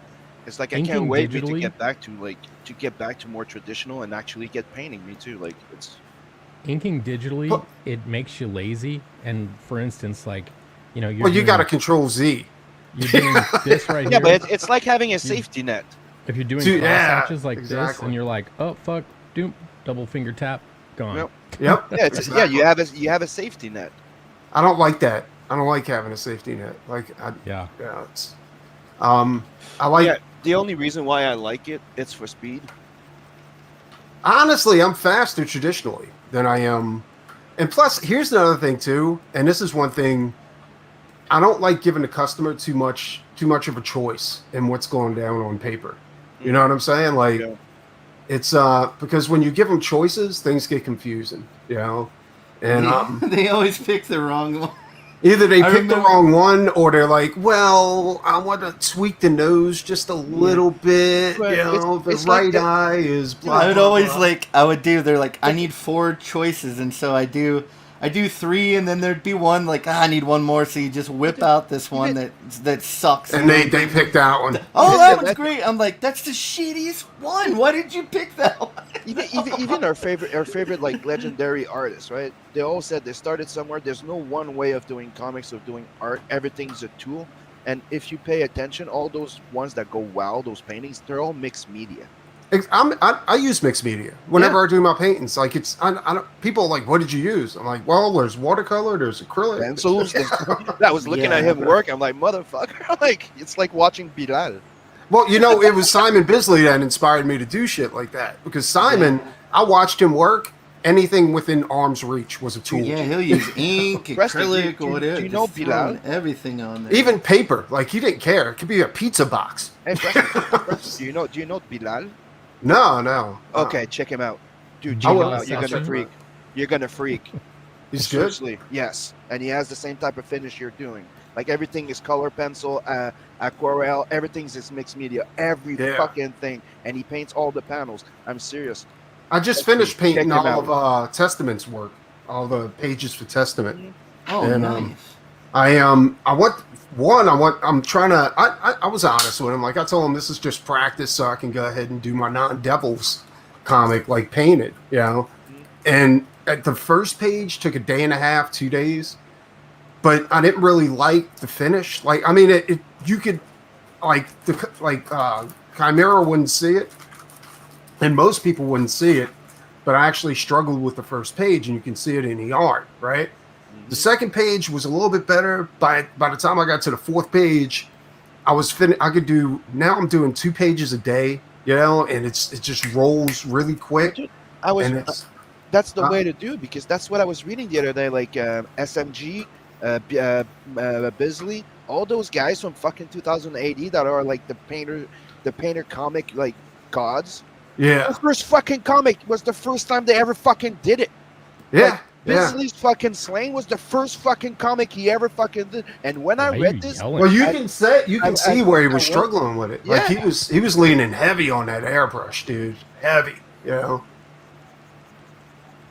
yeah, dude, it's fucking amazing. And that's one of the things that, you know, keep telling people. You don't know how to do it. You're afraid you don't know how to do it. Just get to do it. Well, Start. yeah, I mean, it's kind of like I've always told people, like I'm a trial by fire type of guy. You know what I'm saying? Like, Yep. throw me in the deep end and watch me swim. I mean, it's like if you tell me this is not doable, this is like motivation to tell me, well, let's prove you wrong. Well, that's the whole reason I became an artist too. Is because my parents were like, "You're never gonna make any money. You're gonna be a loser." I'm like, It'll "All be too right, hard. see how this is gonna work." We'll see about that. Yeah, it was a trip. I don't know, but yeah, I mean, those guys like Bisley and all those guys. I mean, their painting style, it looks amazing, but it was built for speed. You know? Yep. Yeah, you like Frazetta. I mean, he would do he'd do a painting. Yeah, like he didn't wait for that damn oil to dry. No. Going for it, man. It's like, Well, Drew Struzan, like the thing painting was wet when he delivered it. well, yeah, Frazetta must have been. I mean, it takes what, like a year for an oil painting to cure. So, and he was knocking out, a painting over the weekend for a magazine cover. So, Well, in the interview, Painting with Fire, like he said that first, dude, that's fucking amazing. I need to get a copy of that. Dude, That first, I ordered all 4 of them, dude. They're on their way. where'd you get them from? Like Heavy Metal in 2000 AD or? 2000 AD. This one is available on Amazon, but the other ones I ordered them directly from 2000 AD. I need to check that out. Because but they're the Frazetta- only one that had the first one. Frazetta, when he forgot he had to get this paint, like his first paint, he was like, "Oh shit, I got to get it done by morning." So he didn't have anything to paint on, so he ripped up some masonite out of his yeah, house. the floorboard story. I remember. That's crazy. Yeah. And that's with doesn't that one have? Is it trolls or giants? That painting looks freaking rad I don't remember. too. Yeah. Because he left, like, you can see the masonite, like, right through it. It looks, But the paint's so thin, it looks I great. think that added to it. You know what I'm saying? Yeah. Like added to his style. You know. But Yeah. like Bisley, you can tell like Bisley's style. He's always got the same style, but the medium is different. You know what I'm saying? Like he like you paints see something. thicker, though, don't he? Like, He bleeds paint. What I mean by Okay. that is like he'll take, it doesn't matter if it's acrylic, oil, or watercolor. He treats it all like watercolor, and he Okay. bleeds it and lets it blend and bleed instead of, And I watched him do it. I was like, holy shit, dude! I was like, that's how he does that shit. It was the simplest thing in the world, and I was like, god damn, Yeah. Isn't it crazy whenever you see something that you see the finished result, you're like, fuck, how did you do that? And then you watch them, they're like, oh yeah, I just mixed a little bit of cornstarch with a little bit of, whatever, and then I that's the brushed thing it I've been- on first, and like, It's one of the things that I've been amazed at. Like I've seen people using something called like transparent or liquid acrylic, and Yeah. I need to figure that one out because that's the reason why I've never tried acrylic, because you can't really put your line work and then paint over it. It just opacks everything, hides everything. I like it being opaque. You know what I'm saying? Because I don't know. I mean, it's good for blending whenever you have an opaque color. so when you blend, do you put it down, and then do you just use a dry brush to blend it out, or you just blend with just multiple strokes to? It depends on what I'm painting on. Like if I'm doing canvas, canvas like the texture of canvas, you can actually use that like halftones, right? So when you feather out your brush, the paint actually comes out in little dots, almost like a halftone because of the texture. mhm. And So with is that why you watercolor, is that why you stop inking before painting now? no, well, it's kind of like wearing 2 condoms if you ink. You know what I'm saying? Like you Just, just don't feel anything. I stopped thinking because I'm a little bit more versatile with a pencil than I am with ink, and I don't Yeah, me too. like doing things twice. And with Same here. computers, I can just clean it up real quick, just burn out the lighter pencil lines, and just have a really tight pencil. If you look at 3 Nights 4 Days, that's all pencil, And it reminds me of Mark Silvestri's work. I'm feeling personally attacked right now. I would say more like Delkian, Because remember when Del Keane made? Oh yeah, that Dale switch? did. Yeah. He switched to just pencils. You're Because right. that's what happened in. How in is he mid- doing mid- that gray tone? Is that just pencil, you think? Dude, it's all pencil, but Yeah, he is it's all super pencil. clean. Like super clean. I don't know how he does that because, like, when I- you watch him draw, it's so messy, and then he gets that. A He light must box. light box it. He Yeah, has to. from what he told me a while back that he just cleans it with a light box. Like technically, you do all your pencil and then you do your finish over it. That's God, crazy, it's so dude. clean. It's beautiful. Because it's one of the freaking- things that I used to struggle with. Like I used to be like, we all start like this. It's like everything needs to be perfect from the get go, right? You want everything to be, and then everybody, all the big guys from Bisley to all of them, they're like, no, we don't care. It's like writing.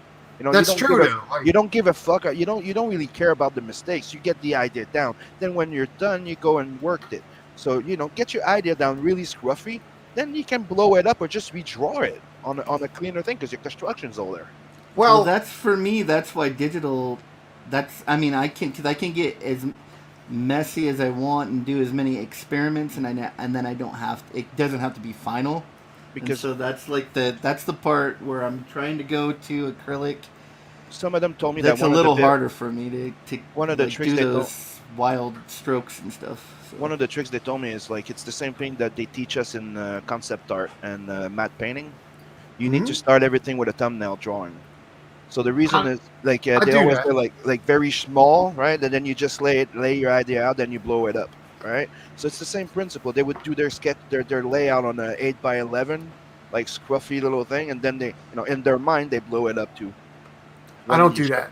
I take a whole 8.5x11 piece of paper, do a really rough sketch, and then sometimes I'll scan that in if I really like the structure I used, and go ahead and blow that up and then light box the structure, But other than that, I mean, that's my thumbnail. You know what I'm saying? Like, Check this out. So I do got you myself a new light start out box. pretty thin, Preston, when you're going down? Yep. You just do like thin washes? Because I've seen you paint one, so you like kind of start with watercolor and I then got you that. move on to acrylics, or all depends on the medium. Well, I mean the paper or canvas or whatever. Like I like watercolor, and because watercolor, like when I seen Bisley paint, like I always thought he used airbrush on everything. I was like, he's using his airbrush as a crutch, Nope. right? And in the original Slane book, he did. Like he was using airbrush like crazy. But later on, he was getting the same airbrush effects by using watercolor and just letting the paint just blend together. You know? Like Morini does. Like I watched Morini the other day working on one of those Batman pieces that he was doing. Like Yeah. he goes in and just slabs in watercolors with a lot of water and lets it run. And what it does, it gives that texture of metal, that rusty metal texture on Yeah. that bridge. And all he does is just splatter water, let it dry. Then he goes in with a dry brush, cleans the over water a bit. I'm like, holy crap. Yeah, but if you use alcohol, you can also get a nice little weird texture on there too, because like you spray a little bit of alcohol on the paper, and the watercolor, when you go down, it's going to repel the color, like the pigment. It does the same thing with salt. I was told too that that's a trick they gave me. You put a little bit of salt on it, and it'll do those little discoloration and. My dad And always texture. told me just rub some dirt on it. so. Let's see. When you're doing acrylics, how do you keep it? Do you do anything special to kind of keep it Keep wet it for wet. longer? Do you use a lot of additives, or I put oil in it. you put oil in it? Yeah. Oh, okay. I never heard that before. The reason is because I was acrylics drove me crazy in the beginning because I was oil like 2040 or Crisco, like what are 30 you talking about? 5W30, and Now you put like linseed oil in it, or yeah, so what I did was I wanted to do live demonstrations because I was looking at cons, and I was like, on Artist Alley, I was like, I'm no different than any of these motherfuckers here. Mm-hmm. I got to separate myself from the crowd, right? So I was like, I'll do live demos. So I was but I had to practice. I didn't want to just go out and do acrylics because now I was used to using oils before then, but oils is not as temperamental as acrylics because the only thing with oils is you can't go too thick because you'll blow out the color. You know what I'm saying? Like it'll get muddy, and it just won't look right. So what I did was, I was practicing with acrylics, and the acrylics were drying so quickly, and I like to take my time when I'm painting. Yeah, And I was that's like, my this isn't problem. working, you know? And I just couldn't figure it out. And a buddy of mine, like, he would just use massive amounts of water. Yeah. And I was like, well, I ain't doing that. Yeah, because So- then it's so hard to work with. It just comes right off the board or the canvas. Exactly. So what I did was I tried everything, dude. And I was like, how can I make my acrylics act like oils? So I started adding oil to the acrylics. What I noticed is that if you put too much oil, you change the medium. You know, like it's no longer acrylics, it's oil paint. Okay. Right. You know, so you got to be careful. But yeah, dude, it makes it last a little bit longer, and it blends a lot. Like people mistake my acrylics for oils. You know? Yep. But Yeah, do you that's what still they get look the, like, dude. You That's still what get I'm the at. fast drying time though. Like you don't have to wait. Like It extends the drying time. Like in the palette, I can keep paint. I've left paint out overnight and just came in and used it the next day. But I mean, what about the layers? Like, how long do you think? Like It dries. It dries a little bit quicker on the canvas. Yeah. Oh, okay. And but it doesn't dry immediately. Like as soon as you put it down. You know, so it extends the dry time by maybe 30 seconds. But you wouldn't believe how much 30 seconds. Yeah, yeah. Well, I understand Or a because I'm in minute. Arizona, so I'm trying to paint acrylics when it's 120 degrees, and it's Yeah. like, it's like I get on the brush, the strokes down, it's dry. Like there's no blending. Yeah, exactly. And then you get a skin over your paint, and then you Okay. can't use your paint. So, you all saw that not too long ago. I'm sorry, just a little change of subject because I just saw this pass. But Disturb was creating its own comic, right? Well, yeah, and they did a Dio too, Now- and now- Anthrax. Yeah, and that's the thing, that there's a whole bunch of bands, and I was like, I don't think they know how to do comics. I think we're getting a lot of attention and inspiring a lot of people with our indie comics, because even right now, Method Man just announced that he's launching his own comic book and he's going to be selling it as an Well, NFT. Whatever Anytime company someone is makes doing $1 those- million, people are gonna pay attention. Yeah. Whatever company's doing those comics, like they put out the Dio comic, and they basically have an illustration on one side and then text on the other side, and they calling that a graphic novel. Yeah, Oh dude, it's no, fucking that's stupid. just Like, the the- illustrated prose. That's all that is. there's only Yeah. one that I tried because on Netflix there's a series called Sound and Fury or something. Okay? Yeah, and that's badass, dude. it's fucking amazing, right? I love it. It's animation and music, and it tells a cool story of a samurai, and it brings it to a post-apocalyptic type of world, and she still lives by the code of her in our descendant. She? Because the main character is a woman. Female samurai. Yes, All right. and she drives a fucking car that's badass. Anyways, watch it. It's called The Sound and Fury. It's pretty. It's interesting. Is that a part two? Because I thought I part think I one made was you with a watch it. dude.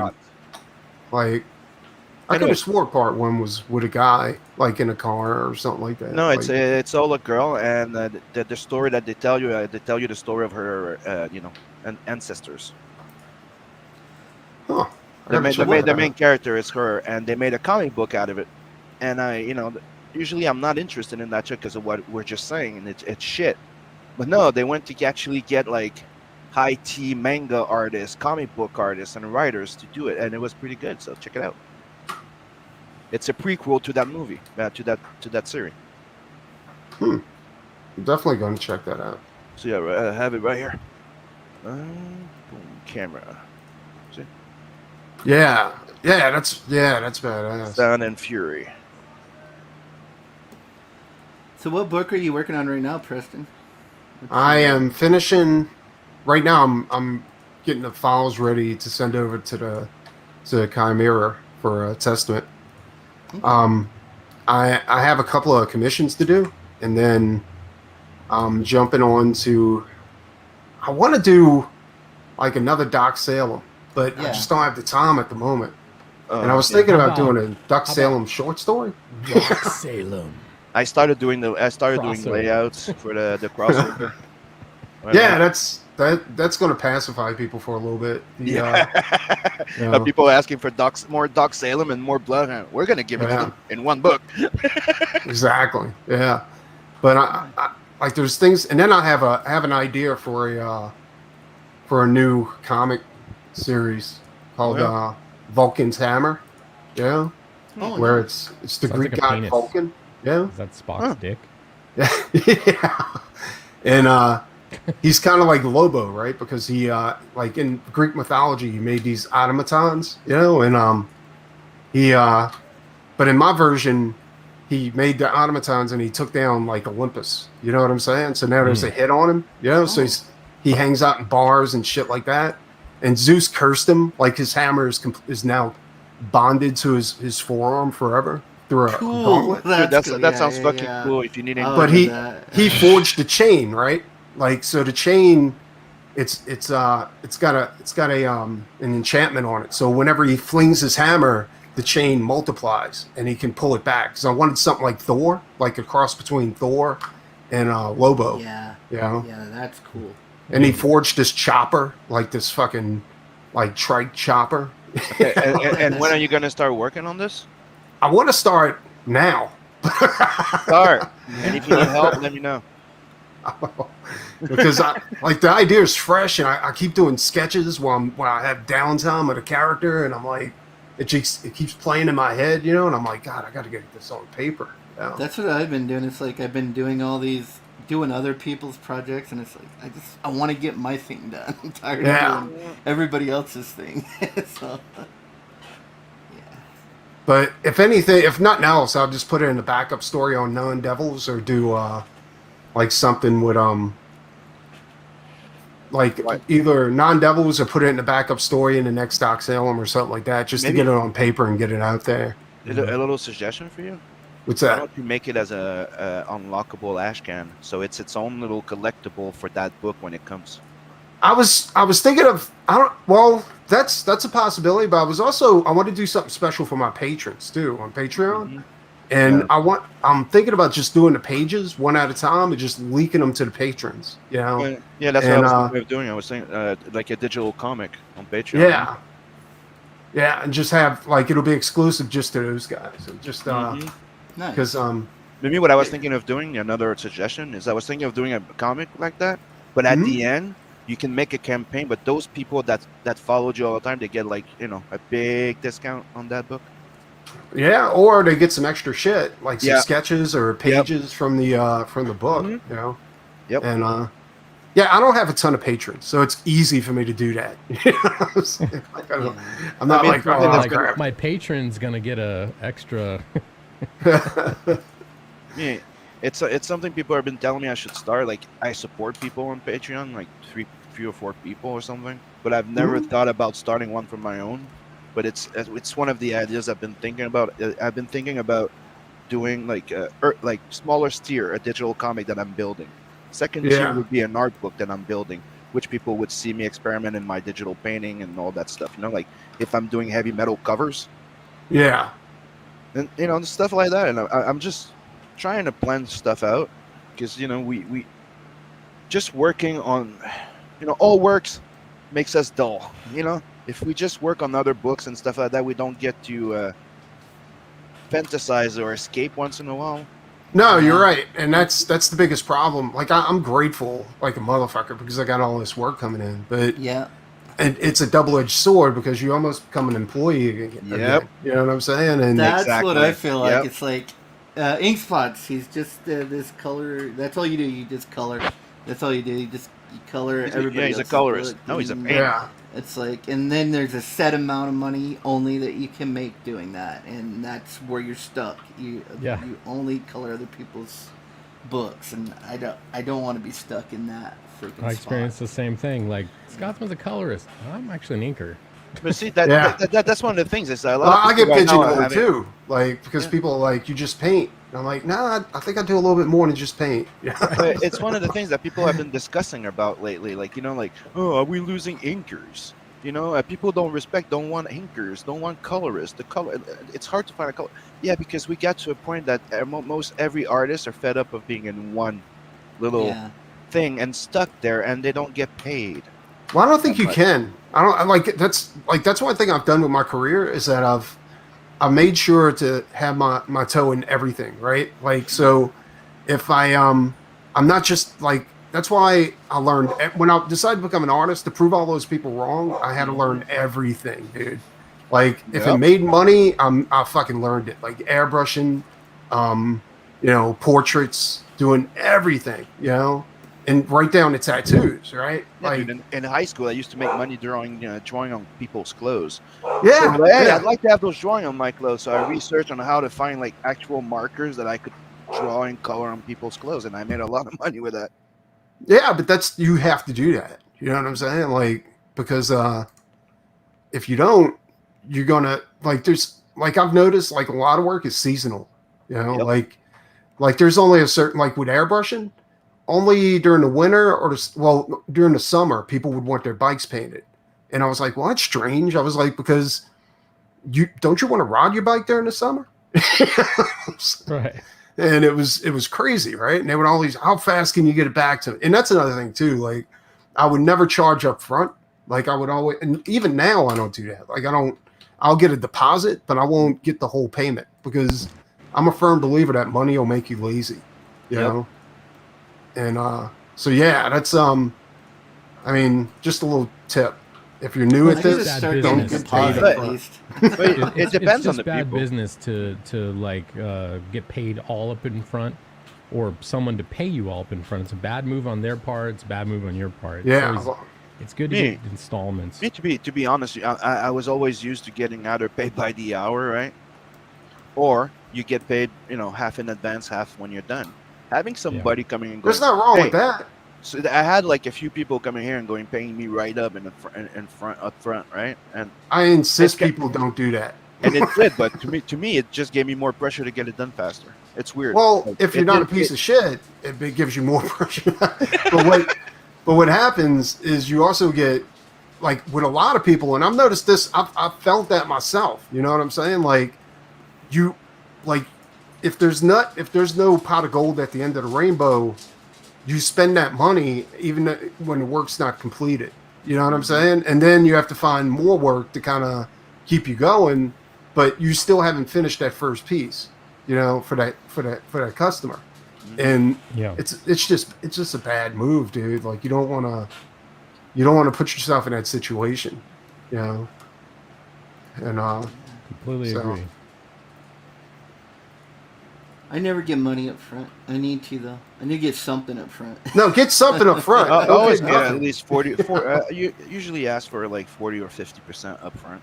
Yeah, there's not. Usually, I'll do thirds. Like if it's a long project, I'll do a quarter up front, quarter midway through. I mean, like a third up front, a third midway through, and then a third at the end. Yeah. Or I you do make that with it by children's pages, books. like 5-page and Yeah, every 5 pages. If I trust you, if I don't trust you, it's every page. Yep. Like Yeah, I I did did the that same. with- There's one person like I didn't know that much. Like it was the first time dealing with them. So first page done, send it, paid in 5 minutes. Send the same thing the second. Then after that, I'm like, okay, I'll send it by a bunch of 2-3 pages. Yeah. At that point, you can do like every 5 to 10 pages. Or so. Well, I usually do 5 pages because 10 pages, it's a little bit too far in between on paychecks. Yeah. Yeah, that's why I went like 3. Okay, I got 3 done. Boom, 5 minutes. I'm like, oh, there you go. Yeah.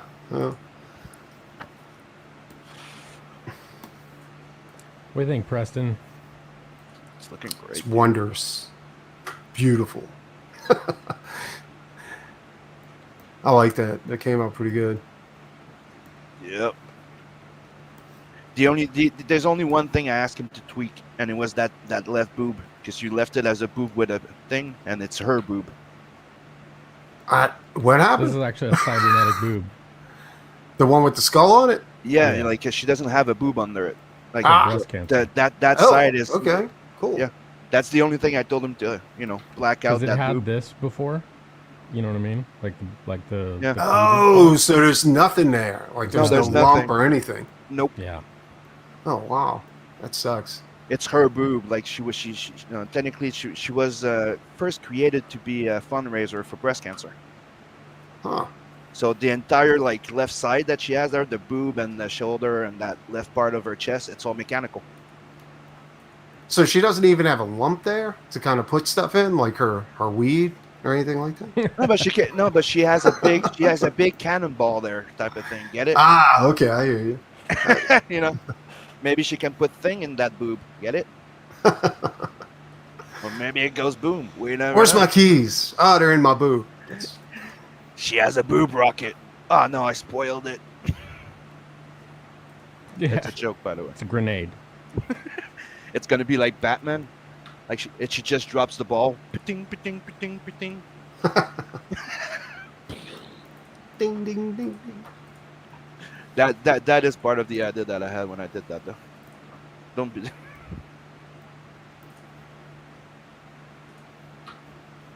Well, I freaking love that piece. That's why it's gonna be a variant cover on the Second Chance campaign. I do. Yeah, I like to do. Like when I do my warm ups after doing a paint, and I have to kind of switch gears and get my head back into a different type of game. Mm-hmm. You know, and doing these pieces, it kind of reminds me of my anatomy and all that kind of stuff, and just puts me back in. You know. I love to put that little black flag with my name on it. The Sim Corporation. It's one of the first thing that people notice when I show them. Like, dude, I love that flag. I go, me too. Yeah, I like that. It's like I wanted to make her like I'm getting into the phase like where you know how Bisley makes his women like really muscular, yeah. Yep.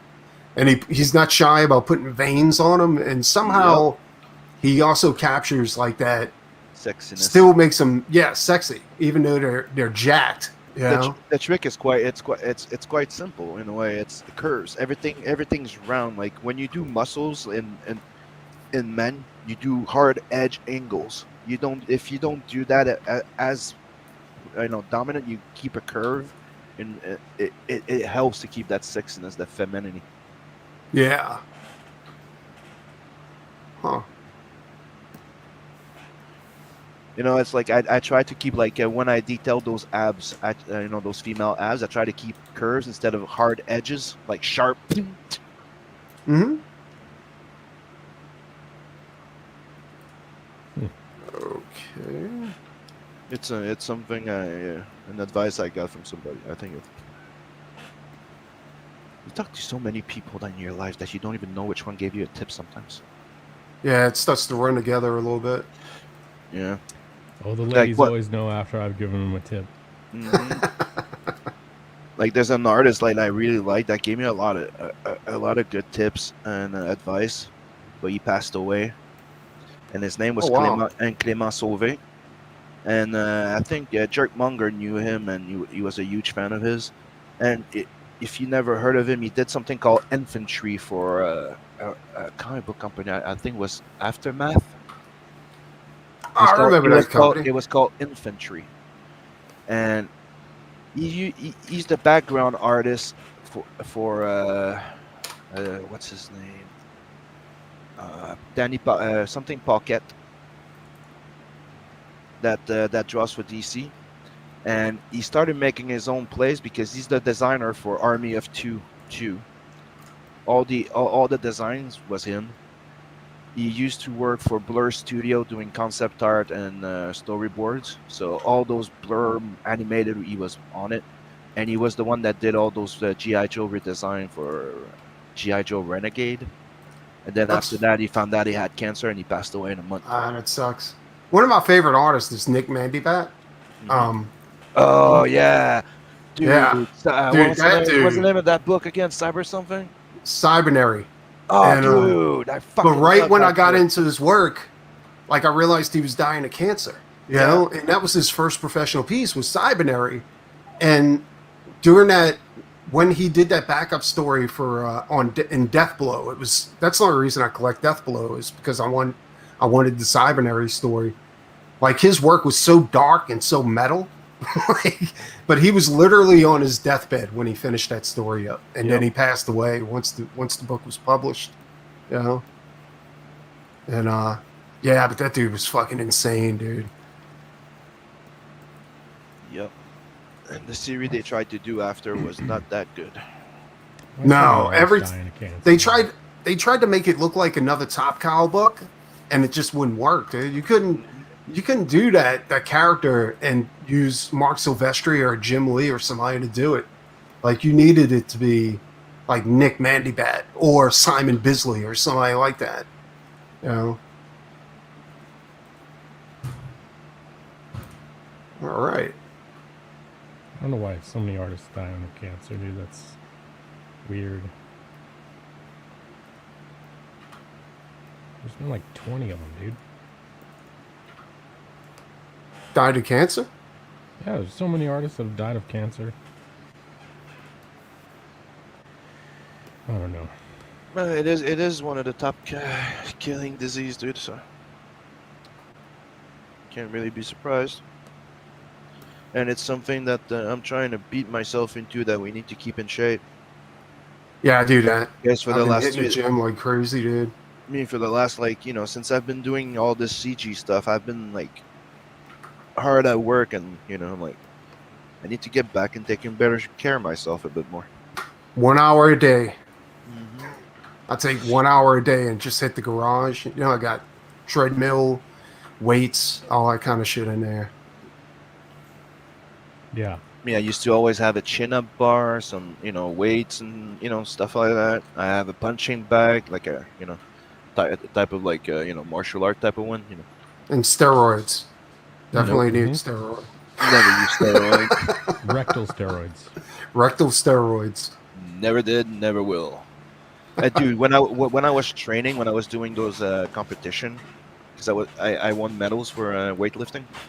Yeah. Yeah. Because I was training for strongman, and I did what is it, Olympic weightlifting. So I won some medals here in Montreal. But that's one of the things that they all tried to get you on steroid, and I always refused. I did steroids. I But did if steroids for a little while. But if you wake up in the morning and make yourself a nice like shake with banana shake with like 4 eggs in it, milk, vanilla, you don't need that. All you need is proteins, because that's what your muscle needs to deliver and recuperate. Honestly, dude, like that sounds good for most people, but with me, I couldn't hold on to muscle, and it was hard for me to build muscle. I would work out like crazy, dude, and couldn't, like I would get chiseled, but I wouldn't get more muscle, So that's why I started doing steroids, and like the roids helped me build muscle. But one thing I learned is that you don't keep it. Like you keep a little bit, but you don't keep all of it after you finish. No, but dude, steroids is like as soon as you build it, you lose it as soon as you stop. Nah, that's not true, dude. That's not true. If you build it naturally without any of this, it stays. If you build it, you're gonna lose maybe 50% of whatever you built. You know what I'm saying? Like, and honestly, I did steroids while I was doing jujitsu, and because I was getting my ass kicked, I was like, this ain't gonna work. I'm such a fucking competitor that I was like, nah, dude, I'm a cheat. Well, I mean, I did Brazilian Jiu-Jitsu for fucking, I don't know, almost a decade. Yeah. And if you're using strength, you're doing it wrong. Nah, there was some big... Dude, I was like, they had a couple of DEA agents in there and shit like that, and they would kick my fucking ass, dude. Like, but the little guys, you're right, the little guys would fucking nail me. Like, fucking... I've never been pinned so quickly in my life. Yeah. Dude, it's one of the things that you learn when you do judo, that the shorter they are, the more centered they are to the gravity bolt. I couldn't figure it out. I was like, fucking, how is this little motherfucker? The dude was literally 5 feet tall, dude. He was fucking whooping my ass. I was like, and the sensei's like using too much. He was like, you're trying to use too much strength. You gotta not exert yourself so much. And that's what I learned, like jujitsu. Well, I was doing traditional jujitsu, which was standing and ground game, and that's when I figured it was. I figured out it's more of it's like chess. You know what I'm saying? Like if you're in this position, you wait for your partner to make a mistake, and then you have to kind of like maneuver him into or hope he's not paying attention to what you're doing. Or, you know, Hickson and, Gracie said it best. He said, "If I want the arm, I go for the neck. If I want the neck, I go for the arm." yeah, yeah, exactly. And you know what was cool too is I used to study Sun Tzu, right, The Art of War, Yes. and I would. So one thing he said in there, he said like what you said, like diversion, right? So you know how you're in somebody's guard, right? Like you're between their legs, you're in their guard. I would deliberately put my hand on their stomach to kind of push myself up, and they would immediately try to go for the arm bar. When they went for it, I'd pull back real quick, put my hand on their ass, flip them over, and go for the neck. It was crazy, dude. It was great. Yeah, I mean, there's a lot of baits. There's a lot of jiu-jitsu is a game of inches. It really is. Yeah. It seems like it's big movements, but no, it's a game of inches. You know. One of the guys that would train me, he would cheat all the time. Like when the sensei wasn't looking, he'd wrap his gi belt around my neck. That's not cheating. Or he would use the collar of your gi and start choking you with it. Yeah, that's the legit technique. Yeah, they had one guy one of my who favorite wouldn't moves wash his from gi. side control, put ear on belly, pull their gi flap out, thread it around behind their arm, so you basically chicken wing their arm with their own. Yeah, it was crazy. You know, But- their own chest, their gi flap, and then you choke them. There was one guy who would never wash his gi. Like, and he called it his secret technique or some shit. My professor would send your ass home. It was crazy, dude. The sensei I was with was fucking vicious, dude. He wanted us to be as mean as possible. Listen, brother, you smell bad. You got to go home. You can't come to the school with your gi smell like that. Oh, dude, I remember the first time I did boxing, the first match I did.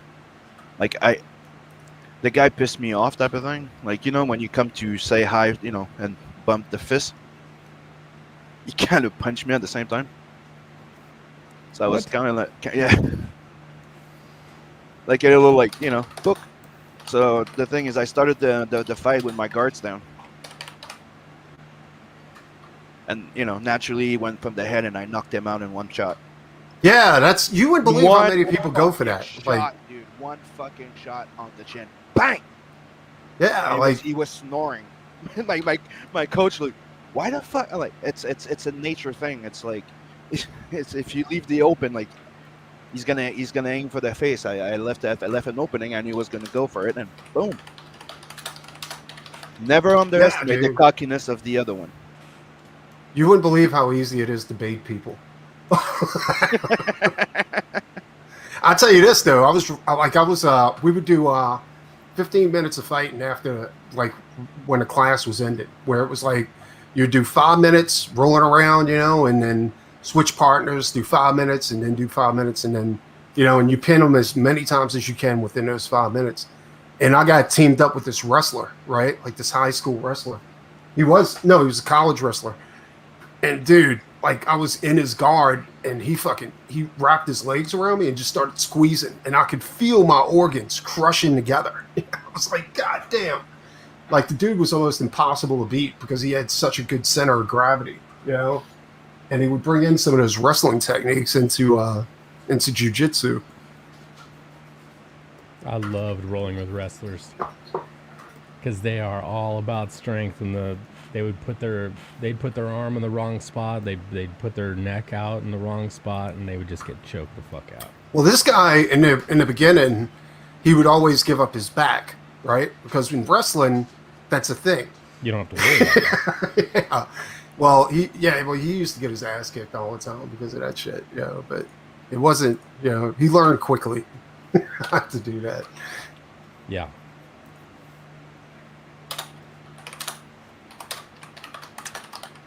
Well, we've been going for about 2 hours.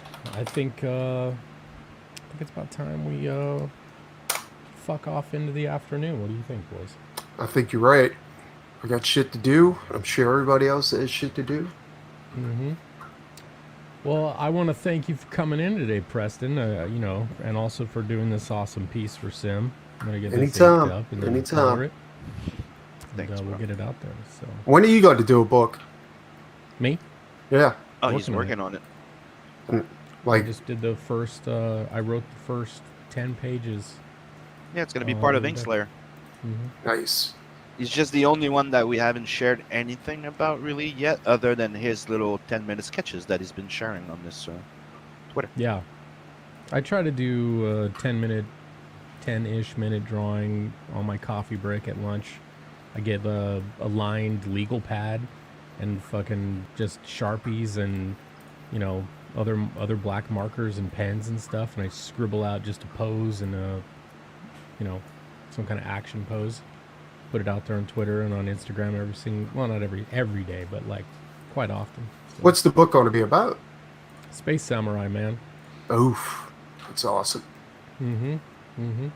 It's kind of a new spin on the lore and origins of the samurai, and you know, they have an alien origin, because nobody knows. Like, there's no record, there's no human record of like where Japan learned how to make carbon steel. Like, there's no record of it. Like, they don't know where. Because think about it, they mix wood and sand with iron to make carbon steel. Well, I think Japanese people are aliens anyway. Like, they were they had functional societies and steel when everybody was playing with rocks and sticks. Well, some people believe it came from Damascus, because there's Damascus steel, and the Vikings used to, you know, paddle their boats up the I don't remember what river it was, but to get to, you know, Damascus to get ingots to make Viking swords, and somehow that technology ended up in Japan as well, but there's no like record of it. So my take on it is that carbon steel is actually an alien technique. Like, it was brought to us by an alien race, by one man who crashed here 1,000 years ago. So yeah, pretty in-depth story. So I'm not going to break all of the individual parts down, but, you know, basically this alien race is in a war with these draconic demons that want to enslave them. So That's awesome. I can't wait to see it. yeah, it's coming. So it's going to take a bit. And Sim, what are you drawing, Sim? I'm just doing those little design warm-ups, you could say. Shape doodles, where you do those little shaping and try to break in, like, design a quick face in it. Mm-hmm. It's one of those exercises I like to do. Mm-hmm. Nice. You do random weird shape and try to do something in it. That's actually a very good practice Yeah. exercise. I'm sending you all these pages, Sam. I want you to take a look and let me know what you think. Nice. All right, well, I'm going to go ahead and end it here. Thank you, everybody, for watching, and we'll see you next time. Bye. Later. Take it easy.